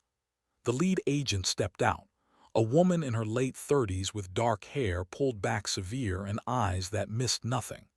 She held up a badge case, let it hang open long enough for Tom to read it. "Special Agent Maria Santos, FBI. I need to speak with Cole Brennan." "Mr. Brennan is on his property which you are not currently on. State your business." Santos studied Tom with the assessment of someone trained to read people. She saw the age, the scars, the way he held himself. "You military." "Retired Master Sergeant, United States Army, 3 tour, U. Marine Corps, Captain, JAG Officer." Santos lowered the badge, her posture shifting slightly in acknowledgement of shared service. "I am not here to cause trouble, Sergeant, but I have orders. DOD wants to talk to Brennan about materials that may be on this property, materials that belong to the federal government." "Maybe you should have sent someone to talk before you sent Webb and his mercenaries to break in." Santos's eyes narrowed. "We did not send Webb. If he has been here, that is a separate issue. Can I speak with Brennan or not?" Tom looked back toward the house where Cole stood on the porch watching. After a moment, Cole nodded. Tom stepped aside. "Keep your hands visible. My men are jumpy." The agents walked the quarter-mile to the house, Santos in the lead, 2 others flanking her. Cole met them at the steps, Amy beside him, Sarah Reeves emerging from inside with a legal pad and the territorial air of an attorney preparing for battle. "Mr. Brennan, I am Special Agent Santos. This is Agent Kwon from DOD, and Agent Foster, also FBI." Santos gestured to her companions, both men in their 40s with the bureaucratic neutrality of career government employees. "We need to discuss items that may have come into your possession through inheritance. Specifically, gold bars removed from a military convoy in 1971 and classified documents pertaining to operations in Southeast Asia." "You have a warrant," Sarah asked before Cole could speak. We have authority under federal statutes governing stolen government property and classified materials, but we would prefer to handle this cooperatively. Santos looked directly at Cole. Mr. Brennan, I know you are a veteran. 28 years, first sergeant, multiple combat deployments. You understand chain of command. You understand that some things are bigger than individual choice. I also understand that following illegal orders is a crime, Cole said, and that sometimes the chain of command is wrong. Santos absorbed this without reaction. May we come inside? This conversation would be better had in private. They gathered around the kitchen table, the same scarred surface that had hosted every significant moment since Cole arrived. Sarah sat beside him, Amy on his other side, the agents across. Coffee was offered and declined. Santos pulled a folder from her briefcase, laid it open. Your grandfather, Clayton Brennan, was investigated in 1971 for theft of government property. The investigation was closed due to insufficient evidence. However, recent information suggests those materials may be stored on this property. We are offering you an opportunity to resolve this matter without criminal prosecution. What are you offering? Sarah asked. Agent Kwon from DOD spoke for the first time, his voice carrying the flat affect of someone delivering rehearsed lines. Full immunity from prosecution related to possession of the gold and documents. In exchange, Mr. Brennan returns all materials to federal custody. The documents will be properly classified and stored. The gold will be returned to the Treasury. And the truth in those documents? Cole asked. That is not your concern. It is when the documents detail war crimes, when they name officers who ordered the execution of civilians, when they prove that what we called freedom was actually murder. Cole leaned forward. I have read those files, Agent Kwon. I know what is in them. My grandfather copied them because he thought someone should know, should care. Your grandfather was a thief who stole from his country. My grandfather survived an ambush where everyone else died. He took gold that was meant to bribe corrupt generals into killing their own people, and he documented crimes that the government wanted hidden. That does not make him a thief. That makes him a witness. Santos held up a hand, cutting off Kwon's response. Mr. Brennan, I understand your position. I respect it. But the reality is this. Those documents are classified.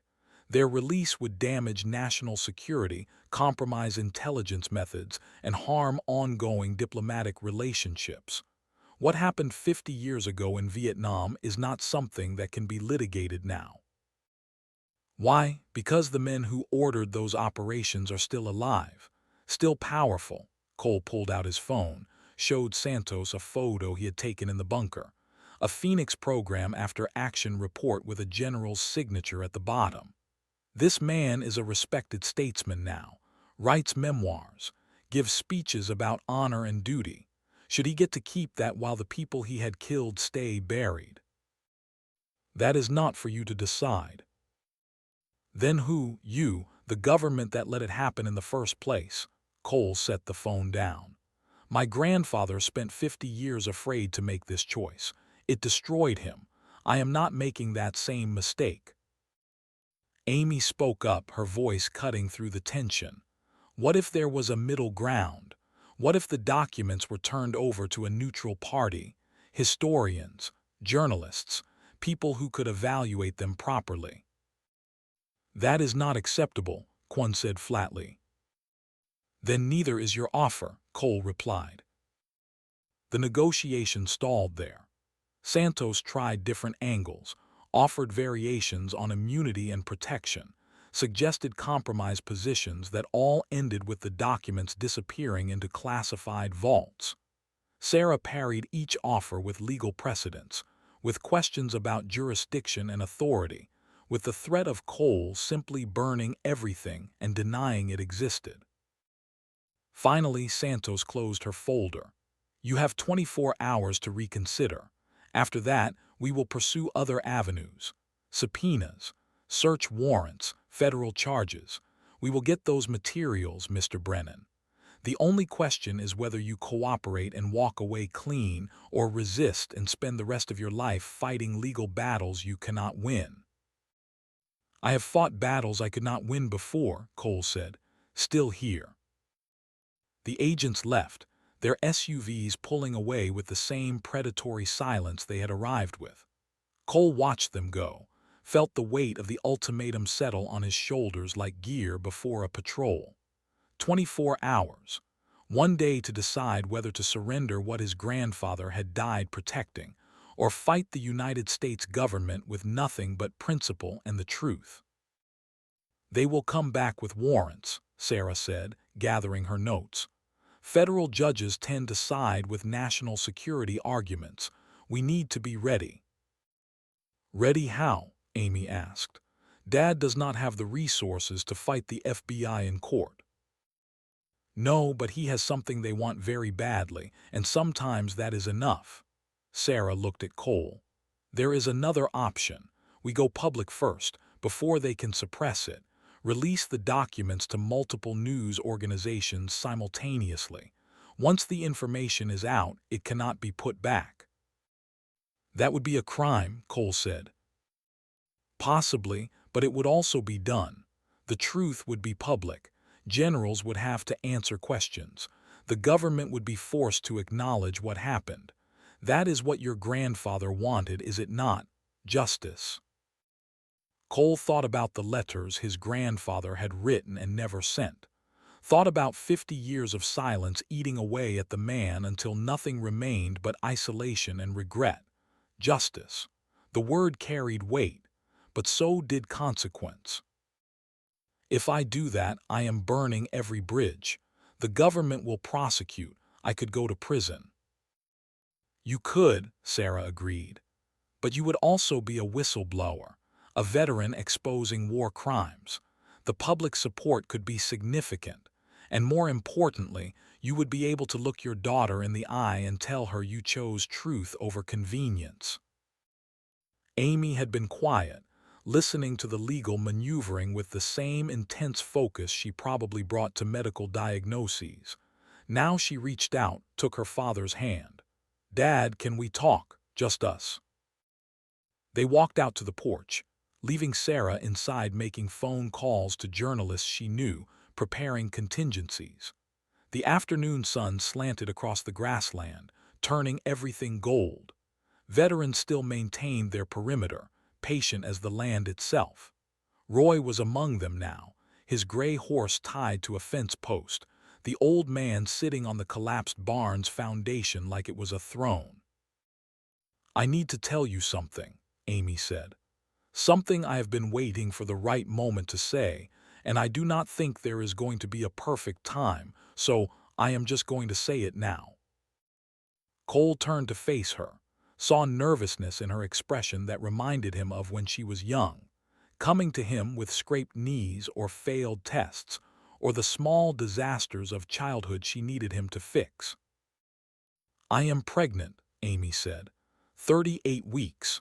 Due any day now, actually.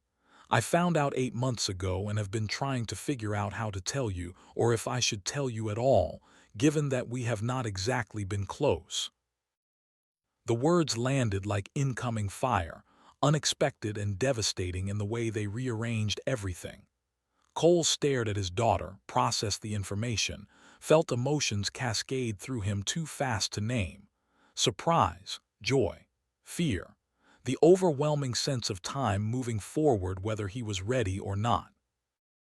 Pregnant, he repeated, the word foreign in his mouth.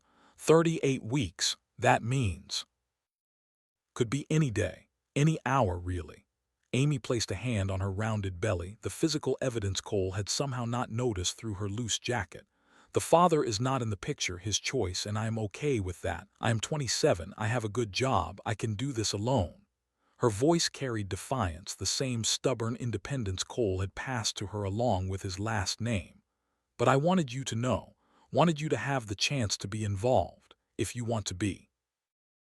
Cole sat down on the porch steps, suddenly aware of his age in a way he had not been before. 52. Old enough to be a grandfather. Old enough that his body ached and his hearing was going, and he had more years behind him than ahead. But also old enough to know that some chances only came once. "I want to be involved," he said, "if you will let me." Amy sat beside him, careful with her balance, close enough that their shoulders touched. "I need to know you are going to be here, not just physically but actually present, not drunk, not lost in whatever war is playing in your head. My child deserves better than I got." The accusation stung because it was true. Cole had been absent even when he was home, had checked out emotionally somewhere between Fallujah and the divorce, had chosen the bottle and the memories over his daughter because they were easier to manage. "You deserved better too," Cole said quietly. "I am sorry I was not the father you needed." "You were the father you could be, I understand that now. The Corps broke something in you, the wars, the things you saw." Amy looked out at the land, at the mountains beyond. "But this, what you are doing here, choosing truth over money, standing up to people who want you to stay quiet, that is the father I remember from before. The one who taught me that doing the right thing matters. I am not sure I know how to do the right thing anymore. Then we figure it out together, you and me and this baby." Amy placed her hand over Cole's, guiding it to her belly where he could feel movement, a tiny kick of life that made everything else seem small by comparison. "I want my child to know their grandfather, not the broken version, the real one, the Marine who stands his ground." Cole felt something unlock in his chest, some door he had kept bolted for years. His daughter was giving him a second chance. A chance to be present, to be the man he had tried to be before the wars ground him down. A chance to matter. "What would you do," he asked, "about the documents, the choice I have to make?" Amy considered this, her medical training showing in the way she approached the question methodically. "I would ask myself what I want my grandchild to inherit. Do I want them to inherit wealth built on silence, or integrity built on truth? Because whatever you choose, that is the legacy. That is what gets passed down." The answer clarified something that had been murky. Legacy. Not land or gold or property, but what example you set, what you stood for when it cost you everything. His grandfather had chosen silence and died alone with regret. Cole could choose differently. "I am going to release the documents," Cole said. "All of them. Let the truth come out." "Okay," Amy said simply. "Then we deal with whatever comes next." They sat together as the sun dropped lower, father and daughter and the future represented by a life about to be born. Inside, Sarah was coordinating with journalists, preparing for the release. Outside, veterans maintained their watch. And somewhere, federal agents were planning their response, preparing warrants and charges and the full weight of government power. But none of that mattered as much as this moment. Cole and Amy together, choosing a path forward. The next morning brought rain, the kind that settled in for the day and turned the grassland dark and the sky low and close. Cole was in the barn, checking the bunker entrance when Roy found him. The old man looked worried, an expression Cole had not seen before. "Webb took me," Roy said without preamble. Cole spun. "What, when?" "Just now. Grabbed me at my place, 2 men with guns, put me in a truck. Webb wants to talk to you, says he has a proposal." "Are you hurt?" "No, they let me go, said to give you a message. Webb knows about the feds, knows you are planning to go public. He wants to meet. Says it is your last chance to settle this like men." "Where?" "Old Sevier Mine, north of here about 40 miles. Used to be copper, shut down in the 90s. He will be there at noon. Alone, he says, wants you to come alone too."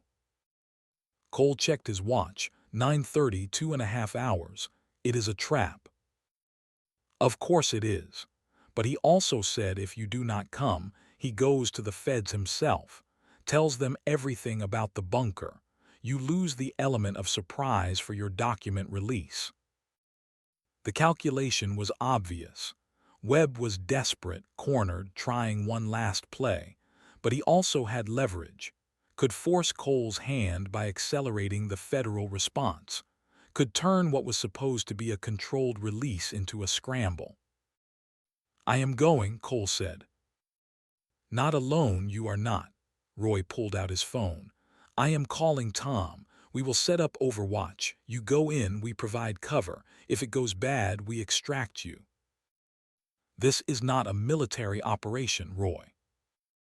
"The hell it is not. Webb brought armed men to your property, tried to seal you in a bunker. You think he is going to play fair now?" Roy was already dialing.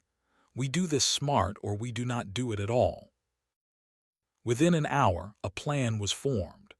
Tom Garrett assembled 4 veterans, men with sniper training or reconnaissance experience, the kind of skills that transferred from military to civilian but never really went away.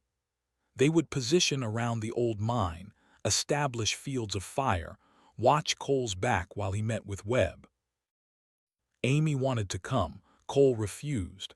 "If this goes wrong, someone needs to follow through on releasing the documents. That is you.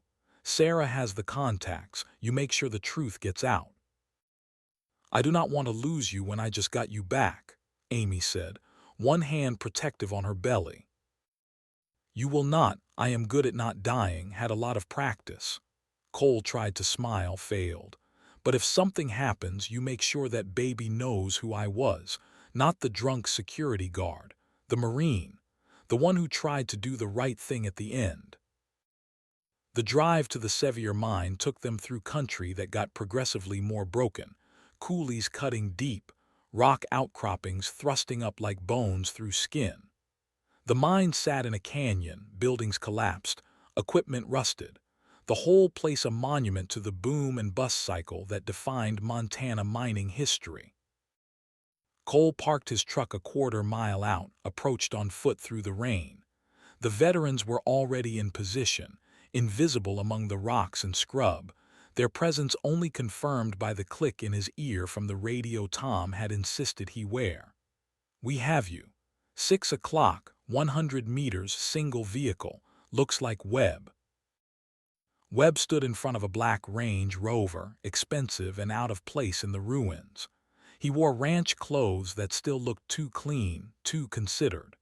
As Cole approached, Webb raised his hands, showing them empty. "Brennan, you came. You threatened my friend. What do you want, Webb?" "To make a deal. One last offer before this all goes to hell." Webb lowered his hand slowly. "I know about the feds. I know they want the gold and the documents. I also know you are planning to release those documents publicly. That is a mistake." "Why do you care?" "Because if those documents go public, my name is in them. I was there. I commanded that convoy.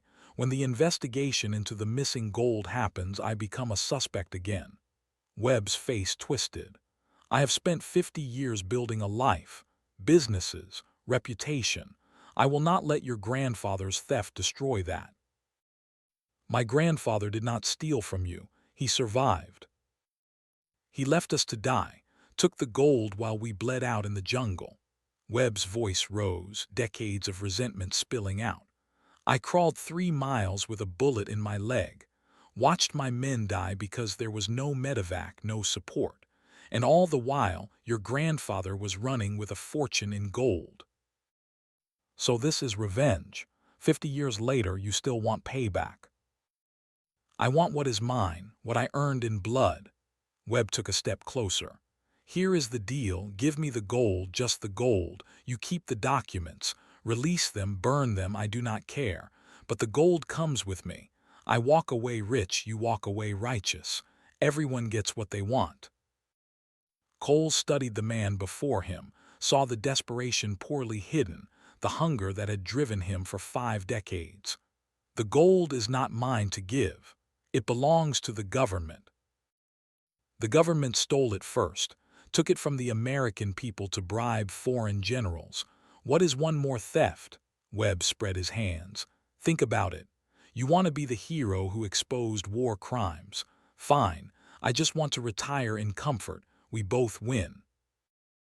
Except you have been trying to steal it through force. Breaking into my property, sealing me in a bunker, that is not asking, that is assault. I was trying to save us both time. You were not listening to reason. Webb's expression hardened. I am listening to reason now. Last offer, take it or I call the feds right now. Tell them you have been negotiating to sell classified documents, that you are a security risk. They will bury you. The rain intensified, turning the ground to mud, the ruins to shadows. Cole could feel the weight of the pistol at his back, could imagine the veterans in the rocks with their rifles, could see how this would play out if he said no. Webb would make the call. The feds would accelerate. Everything would collapse. But giving Webb the gold meant letting him win. Meant his grandfather's survival. His choice to take the gold from corrupt hands would end with it going to the most corrupt hands of all. A man who had spent 50 years obsessed, who had threatened and stolen and broken laws to get what he wanted. No deal, Cole said. Webb's face went through shock, then rage. You are making a mistake. Probably, but it is my mistake to make. I will destroy you. You can try. Webb pulled out his phone, started to dial. Cole tensed, waiting for whatever came next. But before Webb could complete the call, movement erupted from the ruins.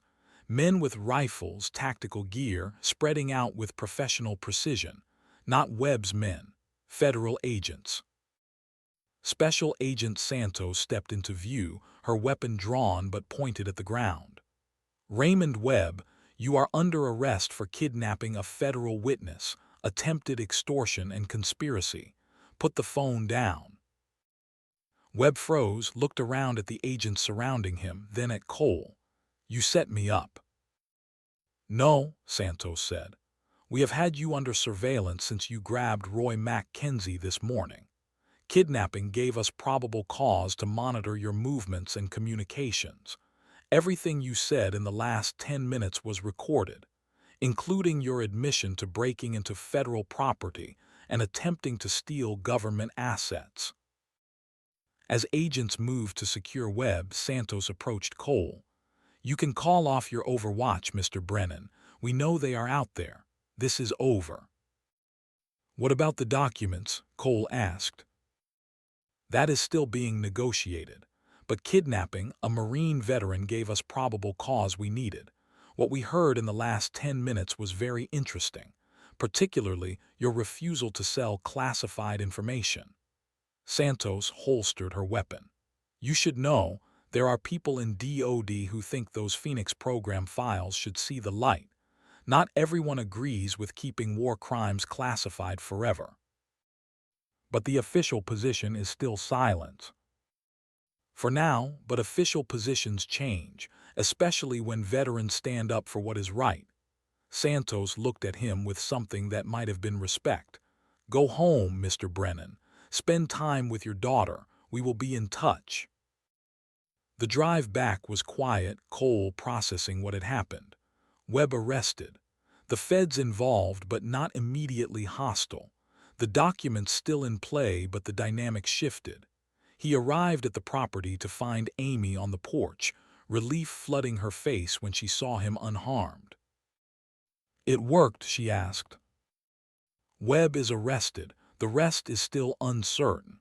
Cole climbed the steps, felt the ache in his knee and back and every part of him that had been tensed for combat. But I am here, and we still have choices. That night the veterans gathered one last time.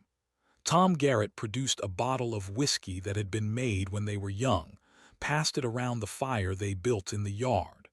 Stories were told, the kind that started with remember when and ended with laughter or silence depending on the memory. Roy raised the bottle in a toast. To Clayton Brennan, who survived when others did not, who carried weight that broke him, and to his grandson who is choosing to carry it differently. They drank, the whiskey burning warm. Cole looked around at these men, strangers a week ago, brothers now, looked at his daughter inside the house, one hand on her belly, protecting the future, looked at the land that had been passed to him with all its secrets and weight. Tomorrow would bring more choices, more fights. The federal government would not give up easily. The truth about his grandfather would come out, complete and complicated. But tonight, Cole Brennan sat with fellow warriors, felt the fire's warmth, and knew he had finally found the ground worth defending. The negotiations took 3 weeks. Sarah Reeves sat across from federal attorneys in a conference room in Helena that smelled like burnt coffee, and the accumulated exhaustion of people who had argued over every word in a 30-page document. Cole attended each session, watched lawyers parse language with the same precision he had once used to clear buildings, each phrase a potential tripwire. Special Agent Santos was there for most of it, not as an adversary but as something close to an ally.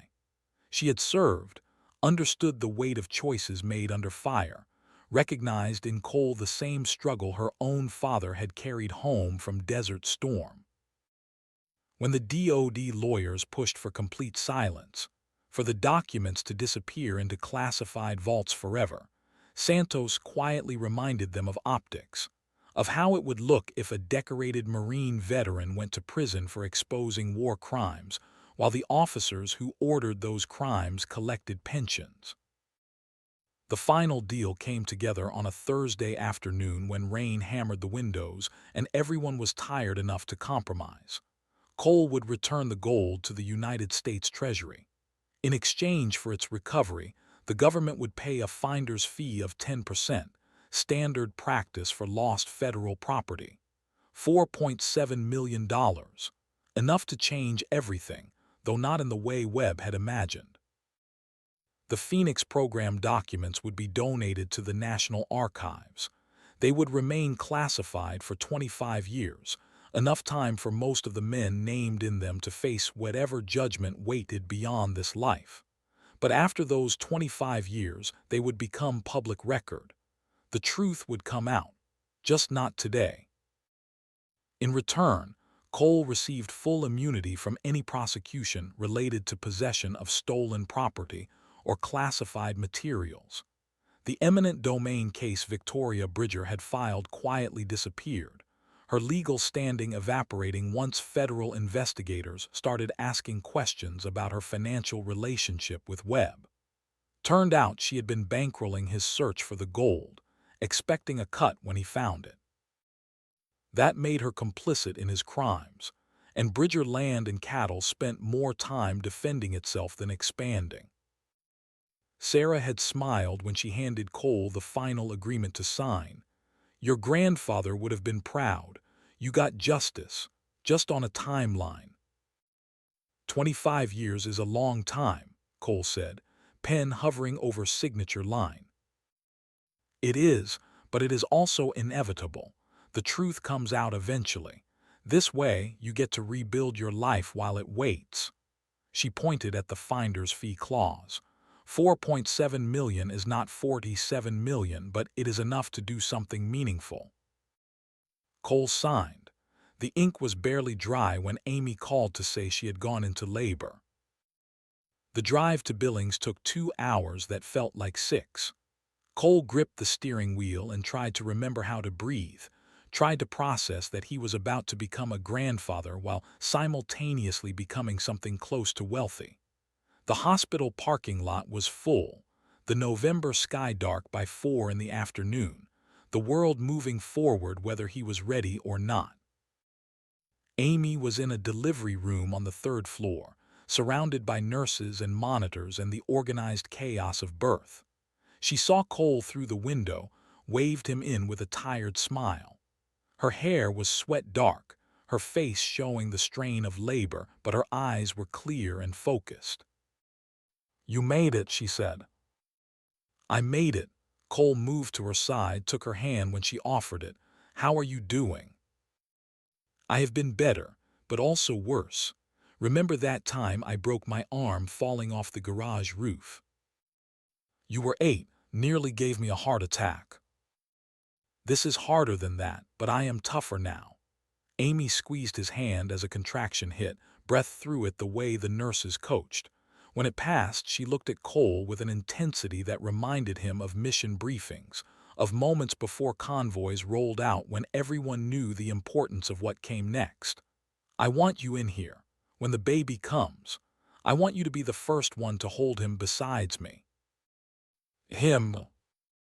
I found out last week it is a boy. Amy's smile widened despite the pain. I am going to name him Clayton, Clay for short, after your grandfather, after you, after the legacy we are building instead of the one we inherited. Cole felt something break open in his chest, some final wall he had been holding against the world. A grandson, named Clayton. The weight of that, the circularity of it, the chance to do better this time, was almost too much to carry. I would be honored, he managed. The birth took another 4 hours. Cole stayed for all of it, held Amy's hand through contractions, wiped her forehead with a cool cloth, whispered encouragement when she wanted to quit. When Clayton Cole Brennan finally arrived at 9:47 p.m. on November 15th, screaming his arrival with the kind of determination that ran in the family, Cole was there to cut the umbilical cord with shaking hands. The nurse placed the baby in his arms minutes later, 7 pounds 3 ounces of fury and potential wrapped in a hospital blanket. Cole looked down at his grandson, at the tiny face scrunched in outrage at being evicted from the warm dark into this cold, bright world, and felt something he had not felt in years. Hope. Not the abstract kind you mentioned in speeches, but the concrete kind that came from holding the future in your arms. Hello, Clay, Cole whispered. I am your grandfather. I am going to do better by you than I did by your mother. That is a promise. Amy watched from the bed, exhausted and radiant. He looks like you, same stubborn chin. Poor kid. Good kid, he is going to need that stubbornness. She reached out, touched Clay's tiny hand. What are you going to do with the money, Dad? The finder's fee. Cole had been thinking about that since the moment he signed the papers, had known the answer before the question was asked. I am going to build something, something that lasts. 6 months later, the Montana spring came hard and fast, snow melting into runoff that turned the creek to a roar, and the grassland to green so bright it hurt to look at. Cole stood in what used to be empty prairie and watched construction crews frame the last of 10 cabins, small structures built solid, each one designed to house 2 veterans with private bedrooms and a shared common space. The Brennan Veterans Ranch had taken shape through winter, rising from blueprints to reality with the same determination that had driven Cole's decision to tell the truth. The finder's fee had covered construction, equipment, and an endowment large enough to run the operation without constant fundraising. Roy had signed on as co-director, his experience and connections bringing credibility the project needed. The main lodge occupied the old ranch house, restored and expanded. The kitchen could feed 30. The common room held leather chairs and a fireplace big enough to roast a pig. On the walls, photographs told the story. Clayton Brennan in Korea, young and serious. Roy and Clayton together, fishing the creek. Cole in dress blues at his promotion to first sergeant. The veterans who had stood watch when Webb attacked. Outside, the corrals held horses. Not fancy show animals, but ranch horses, the kind that knew how to work cattle and tolerate inexperienced riders. The barn had been rebuilt, the collapsed sections removed, the structure sound again. And beneath it the bunker remained, though its purpose had changed. Cole descended the concrete stairs on a warm May afternoon, carrying the last of the display cases. The bunker had been transformed from hiding place to memorial. Glass cases now held Clayton Brennan's uniforms, his medals, his journals. Photographs lined the walls, showing the progression of a life from young Marine to rancher to guardian of difficult truths.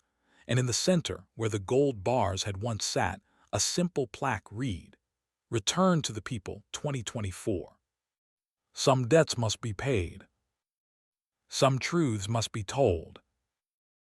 A smaller exhibit occupied one corner, documenting the Vietnam War with the kind of nuance that came from distance and honesty.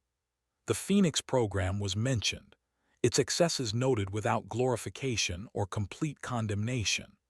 Visitors could read summaries of what had happened, could understand that war created impossible choices, and that good men sometimes did terrible things believing they had no alternative. "Looks good," Roy said from the stairs. He descended carefully, his knees protesting but his pride refusing assistance. "Your granddad would approve. You turned his shame into something educational." "I hope so. Still feels strange putting it all on display." History is supposed to feel strange. If it is comfortable, someone is lying. Roy moved to the photograph of Clayton in his marine dress blues, the young man staring out with the confidence of someone who had not yet learned what war cost. He tried to hide all of this. You chose to show it.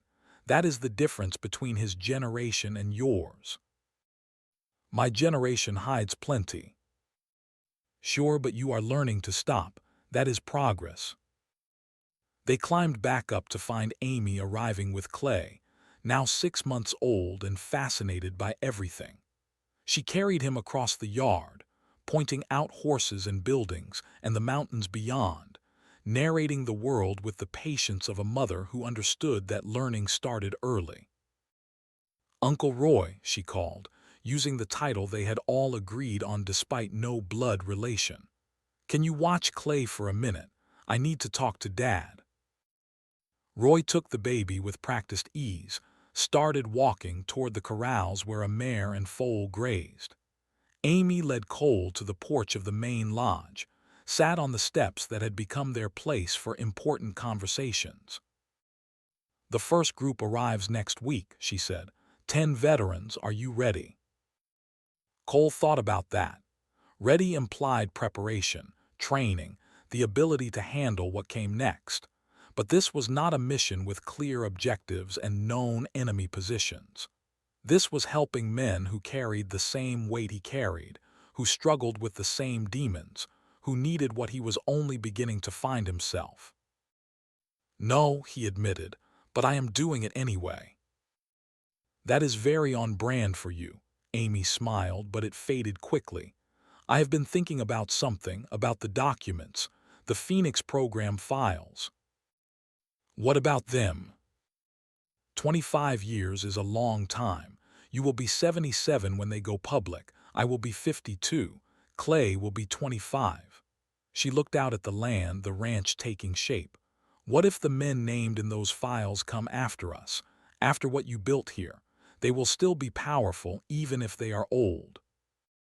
"They might, but they might also be dead. And even if they are not, the truth is the truth. It does not care who it inconveniences." "I know, I worry about Clay, about what world he is growing up in." Cole followed her gaze to where Roy walked with the baby, pointing at horses, the old man and the infant connected across 7 decades by the simple act of being present.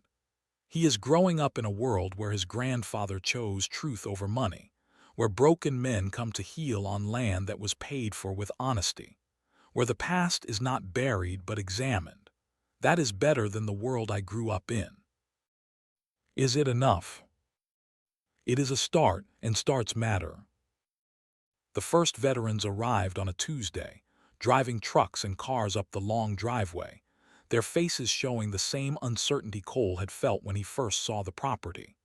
They were young and old, male and female, representing every branch of service and every war since Vietnam.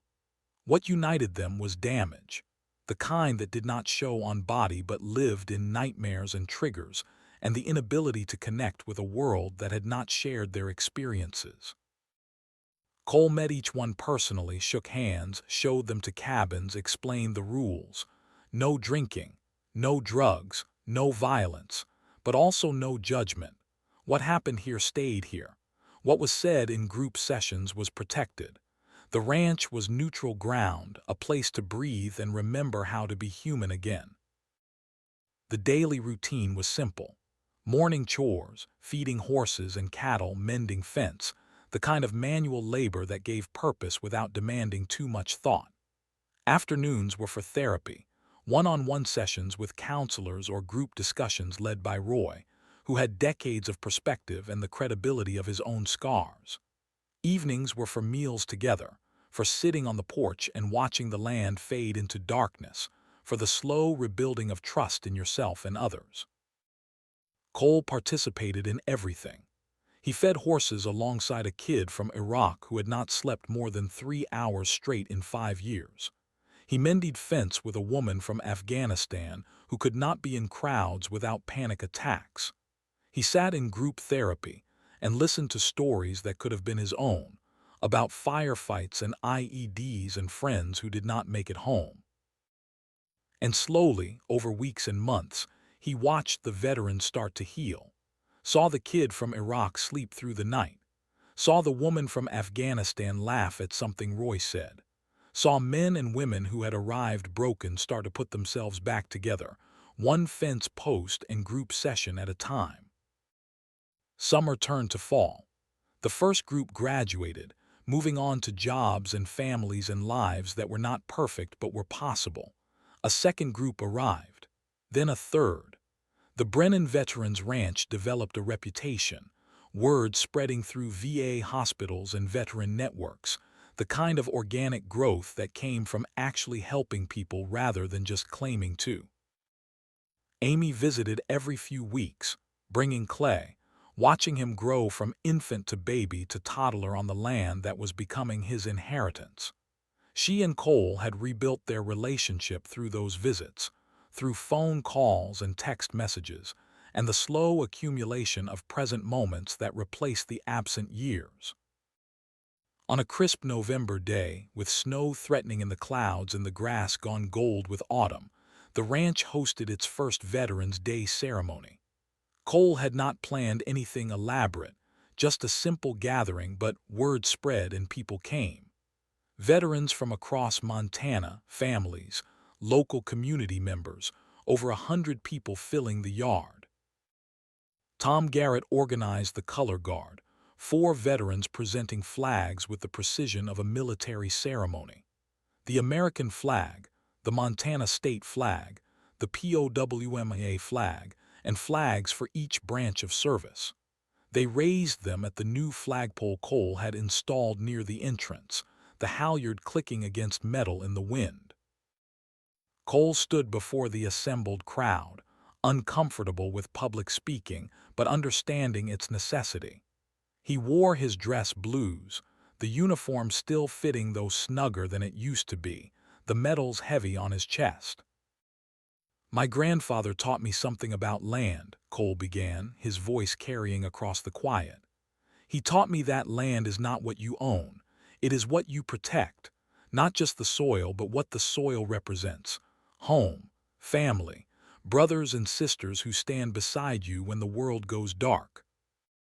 He looked out at the faces watching him, veterans who had served in Korea and Vietnam, in Desert Storm and Iraq and Afghanistan, men and women who understood what he meant without explanation. Clayton Brennan spent 50 years protecting this land, but he did it alone, isolated, carrying weight that broke him because he was afraid to share it. I almost made the same mistake, almost let the same isolation destroy me. Roy stood in the front row, Amy beside him with Clay on her hip.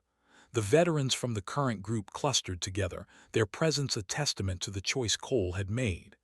"But I learned something my grandfather did not, that we are not meant to carry weight alone, that the brotherhood we build in service does not end when the uniform comes off, that we take care of our own, always." Cole raised the glass Tom had handed him, cheap whiskey in plastic cups, the kind of toast that happened in tent cities and fobs and every place Marines gathered to remember. "To Clayton Brennan, Gunnery Sergeant, United States Marine Corps, who survived when others did not, who carried secrets until they crushed him, but who left behind land that became sanctuary. You came home at last, Gunny. Semper Fi. The crowd echoed, Semper Fi. They drank, and then the gathering shifted from ceremony to celebration. Food appeared from truck beds and coolers, the kind of potluck that happened when communities came together. Music played from someone's truck. Children ran through the grass, including Clay, now walking with the determined wobble of a toddler who refused to crawl anymore. Cole found himself sitting on the lodge porch as evening approached, watching the sun drop toward the mountains and paint everything gold. Amy joined him, Clay asleep against her shoulder, worn out from a day of new people and experiences. "You did good, Dad," she said quietly. "We did good, you, me, Roy, everyone who showed up when it mattered." "What happens next, after this?" Cole thought about that. The ranch was established, functioning, making a difference. The gold was returned, the documents waiting there 25 years before the truth emerged. Webb was in federal prison. His hired men had taken plea deals and scattered to the wind. Victoria Bridger's trial was set for spring, her empire reduced to courtrooms and legal fees. The land was secure, protected not just by legal ownership but by the community that had formed around it. "We keep going," Cole said. "We help more veterans. We raise Clay to understand what all this means.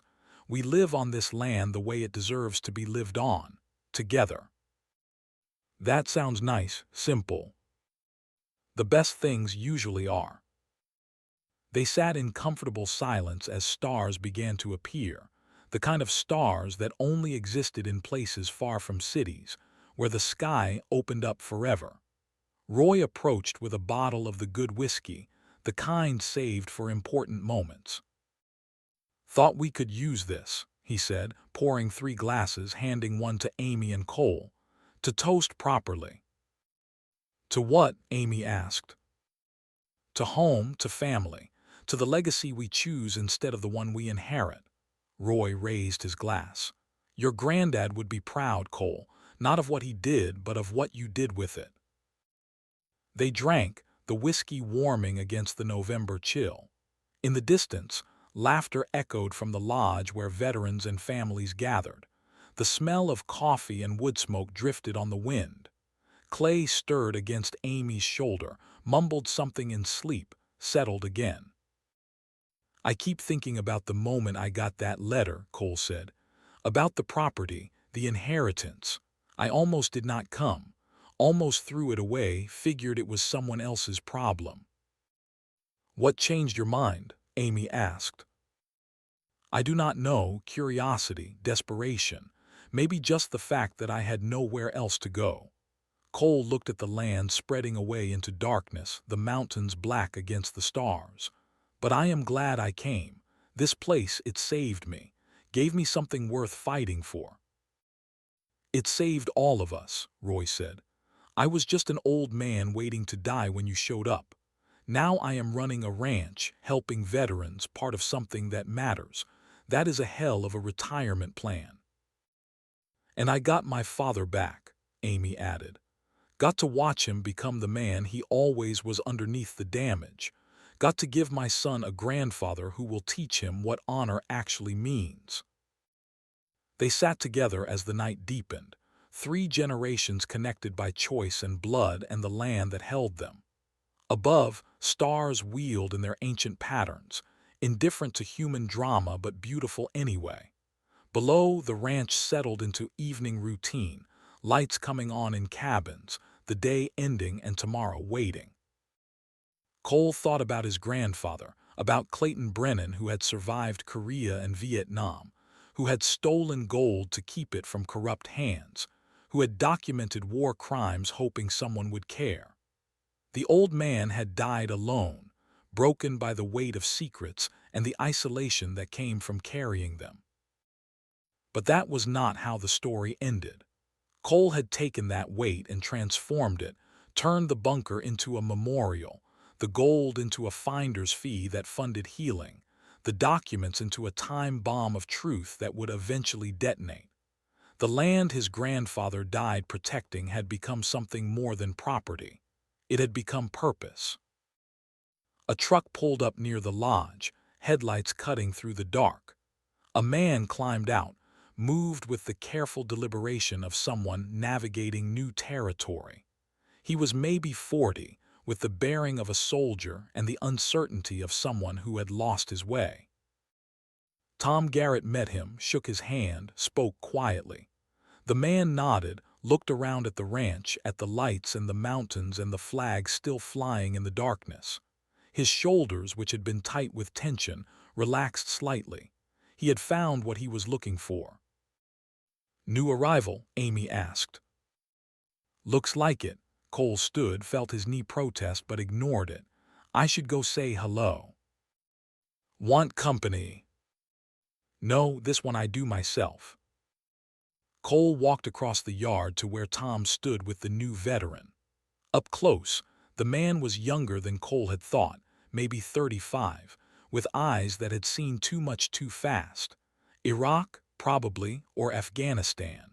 One of the forever wars that ground through a generation and left them wondering what it had been for. "This is Marcus," Tom said. "Drove up from Colorado, heard about the ranch from a buddy at the VA. Cole extended his hand. "Cole Brennan, welcome to Brennan Ranch." Marcus shook, his grip firm but quick, the handshake of someone who had learned not to touch people for too long. "Thank you for having me. I do not know if this will help, but I had to try something. The VA, they mean well, but I know it is hard to trust people who have not been there." Cole gestured toward the cabins. "You will bunk with another guy, former Army, did 2 tours in Afghanistan. Name is Davis. Good man. Quiet, respects boundaries." "Okay, that is okay. We start early here. 600 feed the horses, 700 breakfast. Then we work. Fence line needs mending on the East 40. Keeps your hands busy, gives your mind space to breathe. That work for you?" "Yes, sir, I can do that." "Good, and Marcus, you do not have to carry it alone anymore. Whatever happened over there, whatever you are trying to forget or understand or just survive, you do not have to do it by yourself. That is what this place is for. Brotherhood, community, home." Marcus's jaw tightened, and for a moment Cole thought the kid would break, would let whatever he was holding spill out right there in the yard. But he held it together, nodded once, let Tom lead him toward the cabins. Cole watched them go, felt the weight of responsibility settle familiar and almost comfortable across his shoulders. This was his mission now, not clearing buildings or leading patrols or surviving firefights. Helping broken men remember how to be whole. It was harder than combat in some ways, required patience he was still learning, demanded vulnerability he had spent decades avoiding. But it mattered, and that made it worth doing. He returned to the porch where Amy and Roy waited. Clay had woken up, was demanding attention with the imperious nature of toddlers everywhere. Amy handed him to Cole, and the boy immediately grabbed his grandfather's nose, giggled at the face Cole made. "He likes you," Amy said. "He has terrible judgment, just like his mother." "Hey," but she was smiling, the easy smile of someone who knew she was loved and loved in return. Roy stood, stretched, looked out at the ranch one last time. "I am heading home. Old men need sleep." "You are not that old." "Tell that to my knees." Roy gripped Cole's shoulder, the touch brief but weighted with meaning. "You did it, Marine. Built something that lasts. Your granddad would be proud." "So would my father, if he had lived long enough to see it." "Maybe he does see it. Who knows what is waiting on the other side?" Roy tipped his hat to Amy, ruffled Clay's hair, and walked to his truck with the slow dignity of a man who had earned every one of his years. Cole held his grandson, felt the small weight of him, the perfect trust of a child who believed his grandfather could keep him safe. The responsibility of that was terrifying, but also clarifying. Everything he did from this point forward would be teaching by example. Clay would learn what it meant to be a Brennan not from words but from watching. "What are you thinking?" Amy asked.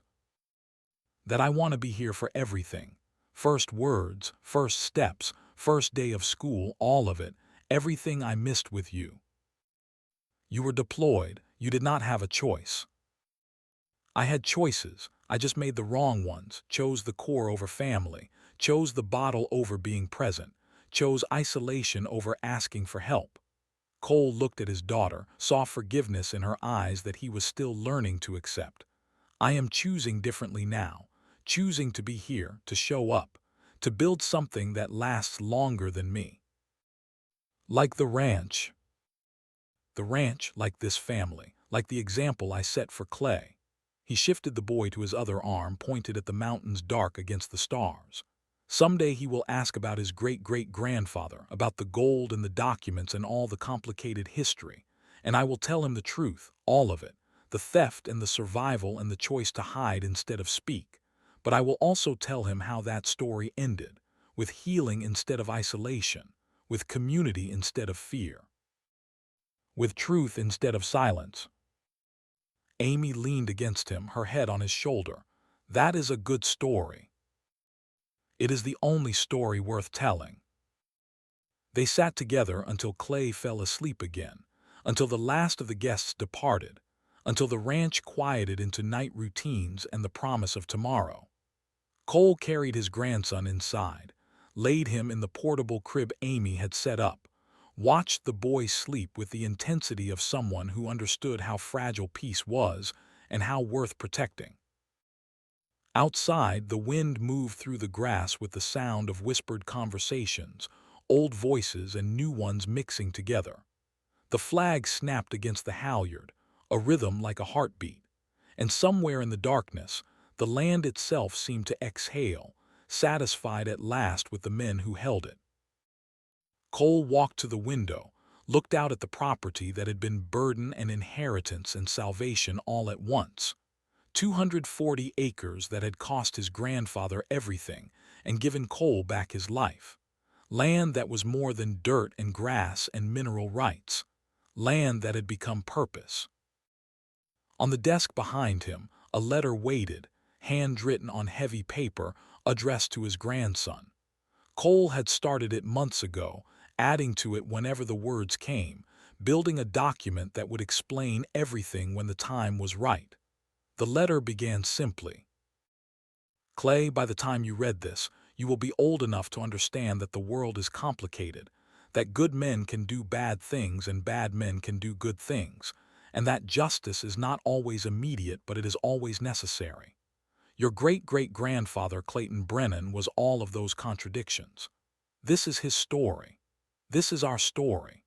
This is the legacy you inherit, not in gold or property, but in the choices we made and the ground we held." Cole returned to the porch, found Amy waiting with 2 cups of coffee, decaf, because it was late but the ritual mattered more than the caffeine.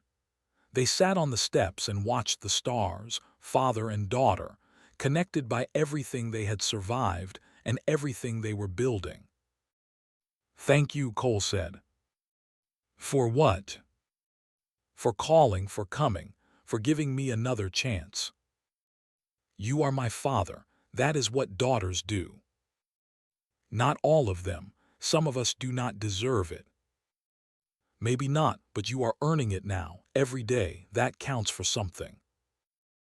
In the distance, a coyote called, the sound carrying across the grassland like a question asked of the night.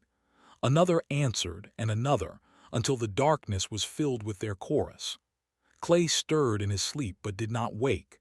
The ranch held its breath, this collection of broken men and second chances and land that had learned to forgive. Cole thought about all the moments that had led here, the letter from the attorney in Billings, the drive north from Denver with everything he owned in duffel bags, the first time he opened the bunker and saw the gold gleaming in lamplight, Webb's threats, the veterans arriving in darkness, Amy's phone call, the baby being born, each moment a choice, and each choice leading to this place, this peace, this purpose. "I love you, Amy," he said, the words still difficult but necessary. "I love you too, Dad." They finished their coffee in silence, the kind that existed between people who understood each other without needing to fill every moment with words. When Amy carried Clay to her truck for the drive back to Billings, when Roy's lights went out in his house across the rise, when the last of the veterans settled into sleep in their cabins, Cole remained on the porch. He sat alone but not lonely, part of something larger than himself, connected to the land and the men who had fought for it and the future represented by a sleeping child. The Marine Corps had taught him semper fidelis, always faithful. He had been faithful to his country, to his brothers in arms, to the ideal of service. Now he was learning to be faithful to something else, to family, to healing, to the long work of redemption that did not end with grand gestures, but continued in small choices made every day. The stars turned overhead, the wind whispered through the grass, and at the entrance to the Brennan Veterans Ranch, visible even in starlight, the wooden sign Cole had carved himself stood solid against the darkness. Brennan Veterans Ranch. Semper Fidelis. All gave some gave all. Below it, an American flag hung still in the quiet, waiting for dawn when it would catch the wind and fly again. Cole watched it from the porch, this symbol of everything he had fought for and everything he was still fighting for. The flag would be there tomorrow. So would the ranch. So would the veterans who needed it. So would the family he was rebuilding one honest moment at a time. And that, Cole Brennan thought as he finally stood and walked inside to sleep, was enough. It was more than enough. It was everything. The Montana night wrapped around the ranch like a benediction, holding it close, keeping it safe. And in the morning, the work would begin again.